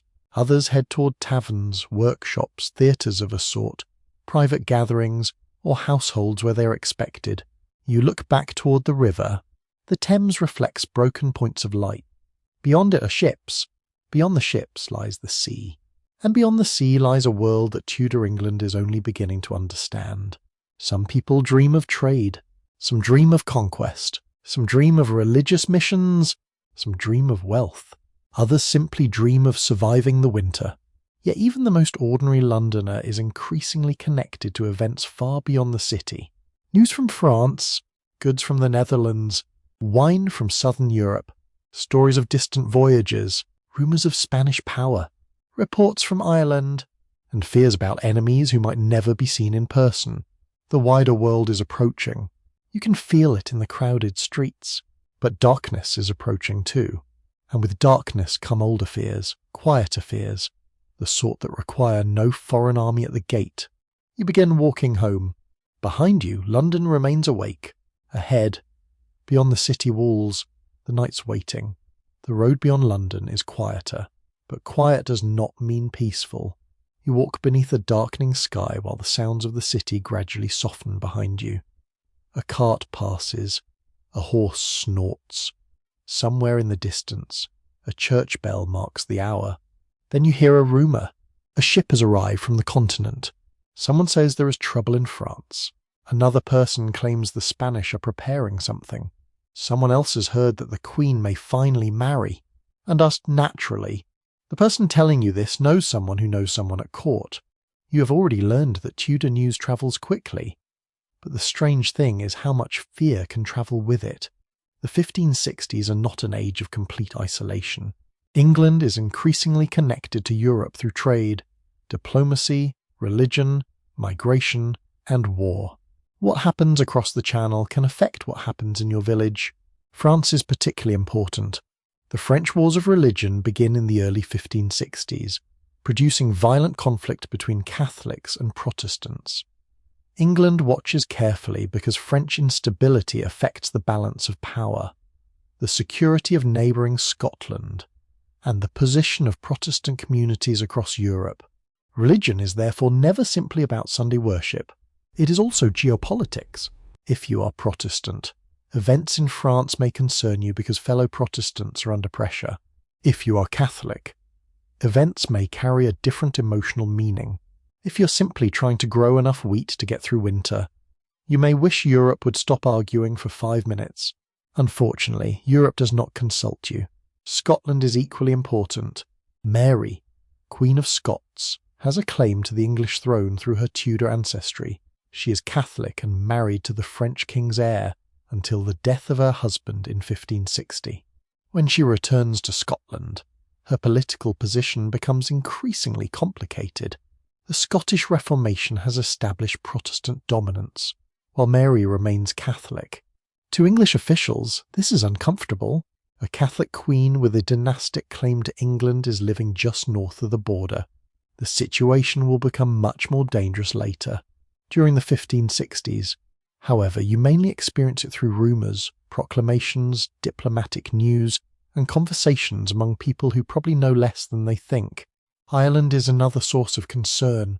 The English crown is attempting to extend and strengthen its authority there. But Tudor rule remains contested. Rebellion, local political structures, religious differences, land disputes, and military campaigns create recurring instability. For ordinary people in England, Ireland may feel distant. For the government, it is not. Money, soldiers, ships, and supplies move because of these conflicts. Taxation and royal expenditure eventually touch ordinary households. The wider world enters your life through the price of things. And then there is Spain. Spain is one of Europe's greatest powers. Its wealth, military strength, and Catholic identity make it a major concern for Elizabeth's government. England is not yet the maritime empire of later centuries. Its navy is developing. Its merchants are ambitious. Privateering and overseas ventures are beginning to expand. But the great confrontation with Spain that later generations associate with Elizabeth is still in the future. The Spanish Armada will not appear until 1588. For now, fear exists partly as possibility. That is often how fear works best. You do not need an enemy standing outside the door. You only need the possibility that one might arrive. Elizabeth's unmarried status adds another layer. Every European court wants to know what she will do. A marriage could change alliances. A husband could bring foreign influence. A royal child would settle succession concerns. Yet Elizabeth does not marry. Her refusal becomes one of the defining political mysteries of her reign. Proposals arrive. Negotiations begin. Names circulate. French and Spanish possibilities are considered. Robert Dudley remains a central figure in the Queen's personal and political world. Though rumours about their relationship flourish beyond what evidence can establish, Elizabeth is exceptionally skilled at allowing uncertainty to work for her. She can promise consideration without commitment. She can encourage hope without surrendering freedom. Marriage becomes diplomacy. Her body becomes state policy. For ordinary people, the situation is easier to understand. A woman of marriageable age is expected to marry. A queen, however, can turn refusal into political strategy. Elizabeth gradually develops the image of herself as married to her kingdom. It is powerful precisely because it transforms a potential weakness into an identity. But the succession question remains. What happens if she dies? There is no simple answer. Mary, Queen of Scots, remains a major claimant. English political culture has experienced enough succession crises to understand why uncertainty is dangerous. Henry VIII changed the succession repeatedly. Edward died young. Mary inherited. Elizabeth inherited after Mary's death. The memory of instability remains fresh, so rumours about the Queen's health can become politically significant. A fever that would be ordinary for another person becomes national news when it affects the monarch. You do not need newspapers to create public anxiety. People talk, and sometimes people deliberately spread rumours. This is where the Tudor state becomes particularly sensitive to speech. Seditious words can be treated seriously. Criticism of the monarch can become more than personal opinion when authorities interpret it as an attack on political order. You learn to distinguish between what you think and what you say. This does not mean everyone becomes silent. Tudor people complain constantly about taxes, prices, officials, neighbours, clergy, masters, servants, weather, food, the government itself. But there are boundaries. Cross them at the wrong time and you may discover that a joke has acquired a legal dimension. Printed material is watched closely. Printers operate under regulation. Books can be prohibited. Religious controversy is particularly sensitive. The government wants the population to accept the settlement established by the Crown. Yet the kingdom contains competing beliefs and loyalties. Some Catholics remain committed to older worship. Some Protestants want deeper reform. Some people are exhausted by religious upheaval and prefer stability above all. The Crown's challenge is to maintain enough uniformity to prevent political fragmentation without creating endless resistance. Elizabeth's government therefore watches networks, foreign visitors, priests, merchants, travellers, people returning from abroad. The fear is not always irrational. Religious refugees move across borders. Clergy trained abroad can return with different loyalties. European powers have reasons to influence English politics, but suspicion can also produce injustice. An ordinary traveller may simply be a traveller. A Catholic household may be devout without plotting rebellion. A foreign merchant may be interested primarily in making money. Governments are rarely gifted with perfect hindsight. Meanwhile, ordinary fears remain much closer to home. The plague can return. A harvest can fail. A fire can destroy a home. A child can become ill. A horse can die. A roof can collapse. A debt can become impossible to pay. You cannot protect yourself against every uncertainty. So you develop habits. You store food. You maintain relationships. You keep a fire. You listen to weather signs. You pray. You preserve useful objects. You save money when possible. You avoid unnecessary conflict. And you listen when someone says there is trouble coming. Weather itself can be a source of anxiety. The 1560s belong to a period of climatic variability that historians increasingly study through the broader context of the Little Ice Age. Although the phrase should not make you imagine one continuous frozen landscape, most days are not dramatic, but colder winters, wet periods, failed harvests, and unusual weather can affect food supply. Climate history is reconstructed through tree rings, documentary records, harvest dates, ice records, and other evidence. The precise experience varies by region. Your field does not care about the average temperature of Europe. It cares whether the rain arrives at the right moment. A bad harvest can become an economic crisis. Grain prices rise. Poor households struggle. Begging increases. Authorities worry. Charity becomes more important, and rumours multiply. People look for explanations. Perhaps someone hoarded grain. Perhaps merchants are exploiting the poor. Perhaps the weather is divine punishment. Perhaps a witch caused the problem. Perhaps the government is incompetent. Perhaps your neighbour is simply annoying. Tudor explanations are rarely singular. They overlap. This is especially true when unusual events occur. A comet appears. An eclipse darkens the sky. A violent storm destroys buildings. A strange birth is reported. A disease spreads. People may interpret these events through religion, natural philosophy, folklore, astrology, and rumour simultaneously. The boundary between what you would call science and superstition is not yet arranged according to modern categories. Educated people study the heavens seriously. Astrology remains influential. Natural philosophy seeks explanations for the physical world. Alchemists experiment. Physicians observe. Religious thinkers interpret. You live in a society that is curious about nature even while many explanations remain mistaken. And the world beyond England is expanding. Sailors return with stories of unfamiliar lands. New commodities enter European markets. The Americas have already transformed European understandings of geography, plants, animals, and resources. Elizabethan England has not yet established the vast overseas empire that later centuries will inherit. But English ambitions are growing. Exploration is becoming associated with opportunity. Maps become objects of fascination. Merchants imagine new markets. Adventurers imagine wealth. The sea begins to look less like a boundary and more like a road. But roads are dangerous. Ships can sink. Storms can destroy voyagers. Pirates operate. Foreign powers compete. A sailor can disappear beyond the horizon and never return. For families, overseas ventures therefore combine excitement and dread. The same is true of ordinary travel. You carry no mobile telephone. Nobody knows your location unless someone saw you leave. If you fail to arrive, people must wait. Then worry, then search. The world feels larger because it takes time to cross. This gives distance psychological weight. A letter from London can take days. News from France takes longer. Information from America can take months. By the time you hear it, events have already moved on, yet somehow the rumours still arrive. You stand beneath the evening sky and look upward. The same stars shine above Elizabeth's palace, the London docks, Scottish castles, French battlefields, Irish roads, and distant oceans.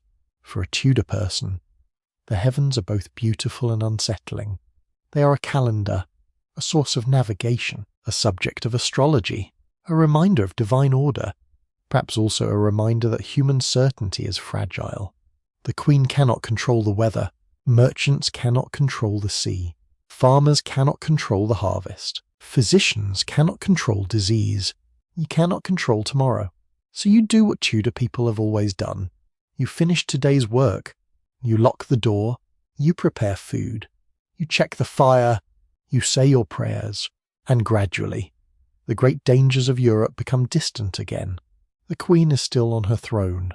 The roads are still beneath your feet. The house is still standing. The people you love are still nearby. Night gathers over the rooftops. The wider world becomes invisible for a few hours, at least. You're allowed to live inside the small circle of your own household. And there, beneath the darkness, the final part of the Tudor day begins. The door closes behind you, and for a moment the outside world seems to disappear. The road is dark now. The market has emptied. The workshop doors are shut. The church bell has gone quiet. Even the alehouse that seemed so lively earlier has begun losing its customers to the cold night air. Inside your home, the fire remains. It is not large, but it is enough to give the room a soft orange glow. Someone has added another piece of wood. A pot sits nearby, keeping whatever remains of the evening meal warm. The household has changed character. During daylight, the same room was a workplace, kitchen, meeting place, and passageway for people constantly coming and going. Now it becomes a place for rest, or at least an attempt at rest. Before you sleep, there are still things to do. You check the fire. Food must be covered. Valuable objects may be stored away. Doors are secured. Animals need attention. Perhaps chickens are settled. A horse needs feeding. A dog curls somewhere near the warmth. The practical work of closing the household is almost as important as opening it in the morning. There is no electric light waiting to brighten the entire building. You depend upon candles, rushlights, lamps, and the hearth. A candle costs money. A rushlight burns more cheaply, but provides relatively weak illumination. So darkness itself becomes part of the architecture of your life. Rooms disappear into shadow. Corners become indistinct. The outside world becomes harder to see. This is one reason nighttime feels so different. You cannot simply turn on every light in the house and inspect every room from the safety of your bed. If something makes a noise outside, you listen. Perhaps it is a cat, perhaps a neighbour, perhaps the wind, perhaps a drunk returning home later than he should, perhaps nothing at all. The darkness leaves room for imagination. Tudor people certainly know practical nighttime dangers. Fire is one. A candle knocked over near straw, rushes, timber, or cloth can become disastrous. The threat of burglary is another. Locks exist, but security depends heavily upon the quality of the door, the neighbourhood, household habits, and the value of what you own. Wealthy homes may employ guards, servants, dogs, gates, and more substantial locks. Ordinary homes rely more heavily upon ordinary precautions. You close the door. You trust the people around you. You hope. It is not quite a modern security system. It is, however, a system. Then comes prayer. Religion has structured your day from morning onward, and bedtime is another opportunity for devotion. You may pray privately. A family may pray together. Traditional prayers continue to shape people's lives even after the English Reformation has transformed official worship. Some households possess prayer books. Some have Bibles. Others rely almost entirely upon memorized words. Literacy is not required for faith. You know prayers because you have heard them repeatedly. The spoken word carries through generations. You may think about the day. Perhaps you attended church. Perhaps you heard a sermon. Perhaps someone mentioned the Queen. Perhaps you worried about the harvest. Perhaps you argued with someone. Perhaps you laughed at the alehouse. Perhaps you simply worked until your body became tired enough to stop thinking. The Tudor day has contained politics without parliament, economics without spreadsheets, medicine without laboratories, entertainment without screens, and communication without instant messages. Yet it has also contained remarkably familiar things. You were hungry. You were tired. You wanted warmth. You worried about money. You noticed what your neighbours were wearing. You complained about prices. You cared about your family. You wondered what someone else thought of you. Somewhere inside all those differences, the human experience remains recognizable. Now you prepare your sleeping place. If you are poor, the bed may be simple. A mattress filled with straw or other material rests on a basic frame or another sleeping surface. Blankets provide warmth. Perhaps several people sleep in the same room. If you are particularly poor, bedding may be sparse. Cold air enters through gaps. The floor may be hard. Comfort is relative. If you are wealthy, the transformation is considerable. Your bed may be one of the most expensive objects in the household. A substantial wooden frame supports layers of bedding. Curtains can surround the sleeper. Mattresses and coverings become increasingly elaborate. Fine linen sheets feel softer. Bolsters support the head. Blankets provide warmth. The bed itself can become a display of wealth. A grand bed is not simply somewhere to sleep. It is a statement. It tells visitors how prosperous you are. It may appear in inventories. It may be inherited. It can carry substantial monetary value. For a wealthy Tudor, the bed is almost a room within the room. For everyone else, it is simply somewhere to survive the night. You remove some of your outer clothing. Linen remains closest to your body. You arrange the bedding. Perhaps you share the space with family members. Perhaps with servants. Perhaps with another traveller if you are staying at an inn. The arrangements depend entirely upon your circumstances. And here, once again, modern assumptions become unreliable. Sleeping together does not necessarily mean intimacy. People share beds because warmth, space, and furniture are limited. The bedroom itself may not even be private. A prosperous household can provide private chambers, but servants still enter. In poorer homes, the sleeping area may be shared by several members of the family. Privacy is measured differently. You may have moments alone. You do not necessarily have a private life. As you lie down, the noises of the household slowly diminish. Someone whispers. A floorboard creaks. The fire settles. Outside, the wind moves across the roof. Perhaps rain begins. The sound is soft against the thatch or timber. You pull the blanket closer, and now, finally, you have time to think about where you have spent the day. You have walked through a society ruled by a young queen whose image appears on coins and whose decisions reach even your parish. You have eaten bread and pottage. You have passed through muddy streets. You have watched craftsmen work. You have seen women managing households and businesses. You have watched children learning their first responsibilities. You have heard arguments about religion. You have stood beside the stocks. You have listened to music in an alehouse. You have imagined the growing streets of London. You have heard rumours from France, Scotland, Ireland, and beyond. And yet none of these things has completely dominated your day. That is perhaps the strangest part. History tends to remember dramatic events because dramatic events are easy to name. The accession of Elizabeth, the religious settlement, the plague, the wars, the royal court, the great ships, the famous people, but your life is mostly made from quieter things.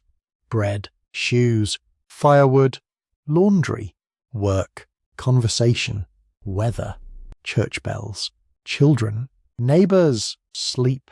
You do not wake each morning thinking, I am now living through the Elizabethan age. You simply wake. You get dressed. You eat. You work. You worry. You laugh. You return home. The extraordinary is hidden inside the ordinary. Even Elizabeth herself experiences something similar.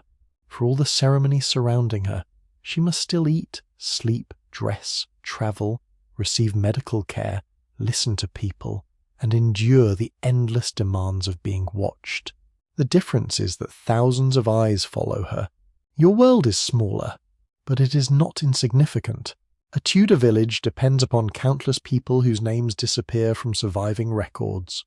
The woman who spun thread, the boy who carried water, the labourer who repaired a fence, the servant who cleaned the hearth, the baker who rose before dawn, the widow who continued her husband's shop, the child who learned to read, the apprentice who eventually became a master. They are the people who made Tudor England function. And perhaps that is what it really means to ask what life was like in the 1560s.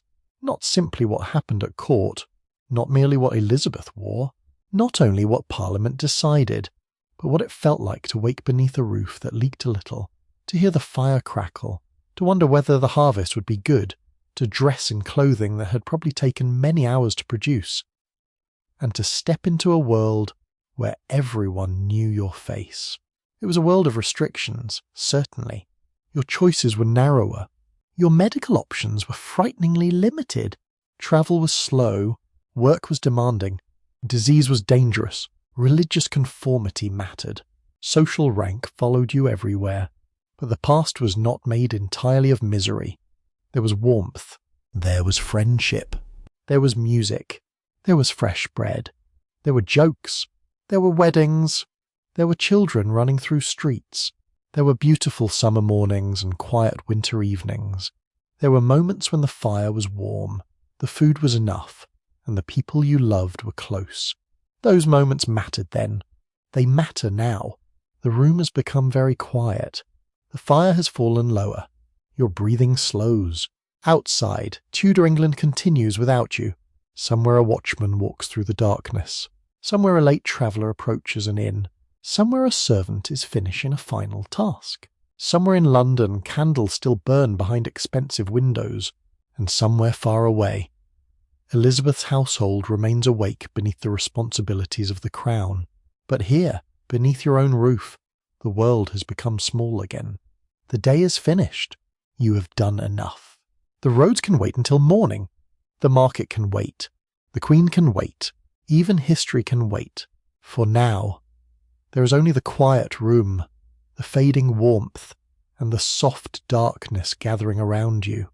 Word count 1 of 98. Wind down. Now let the room grow quieter.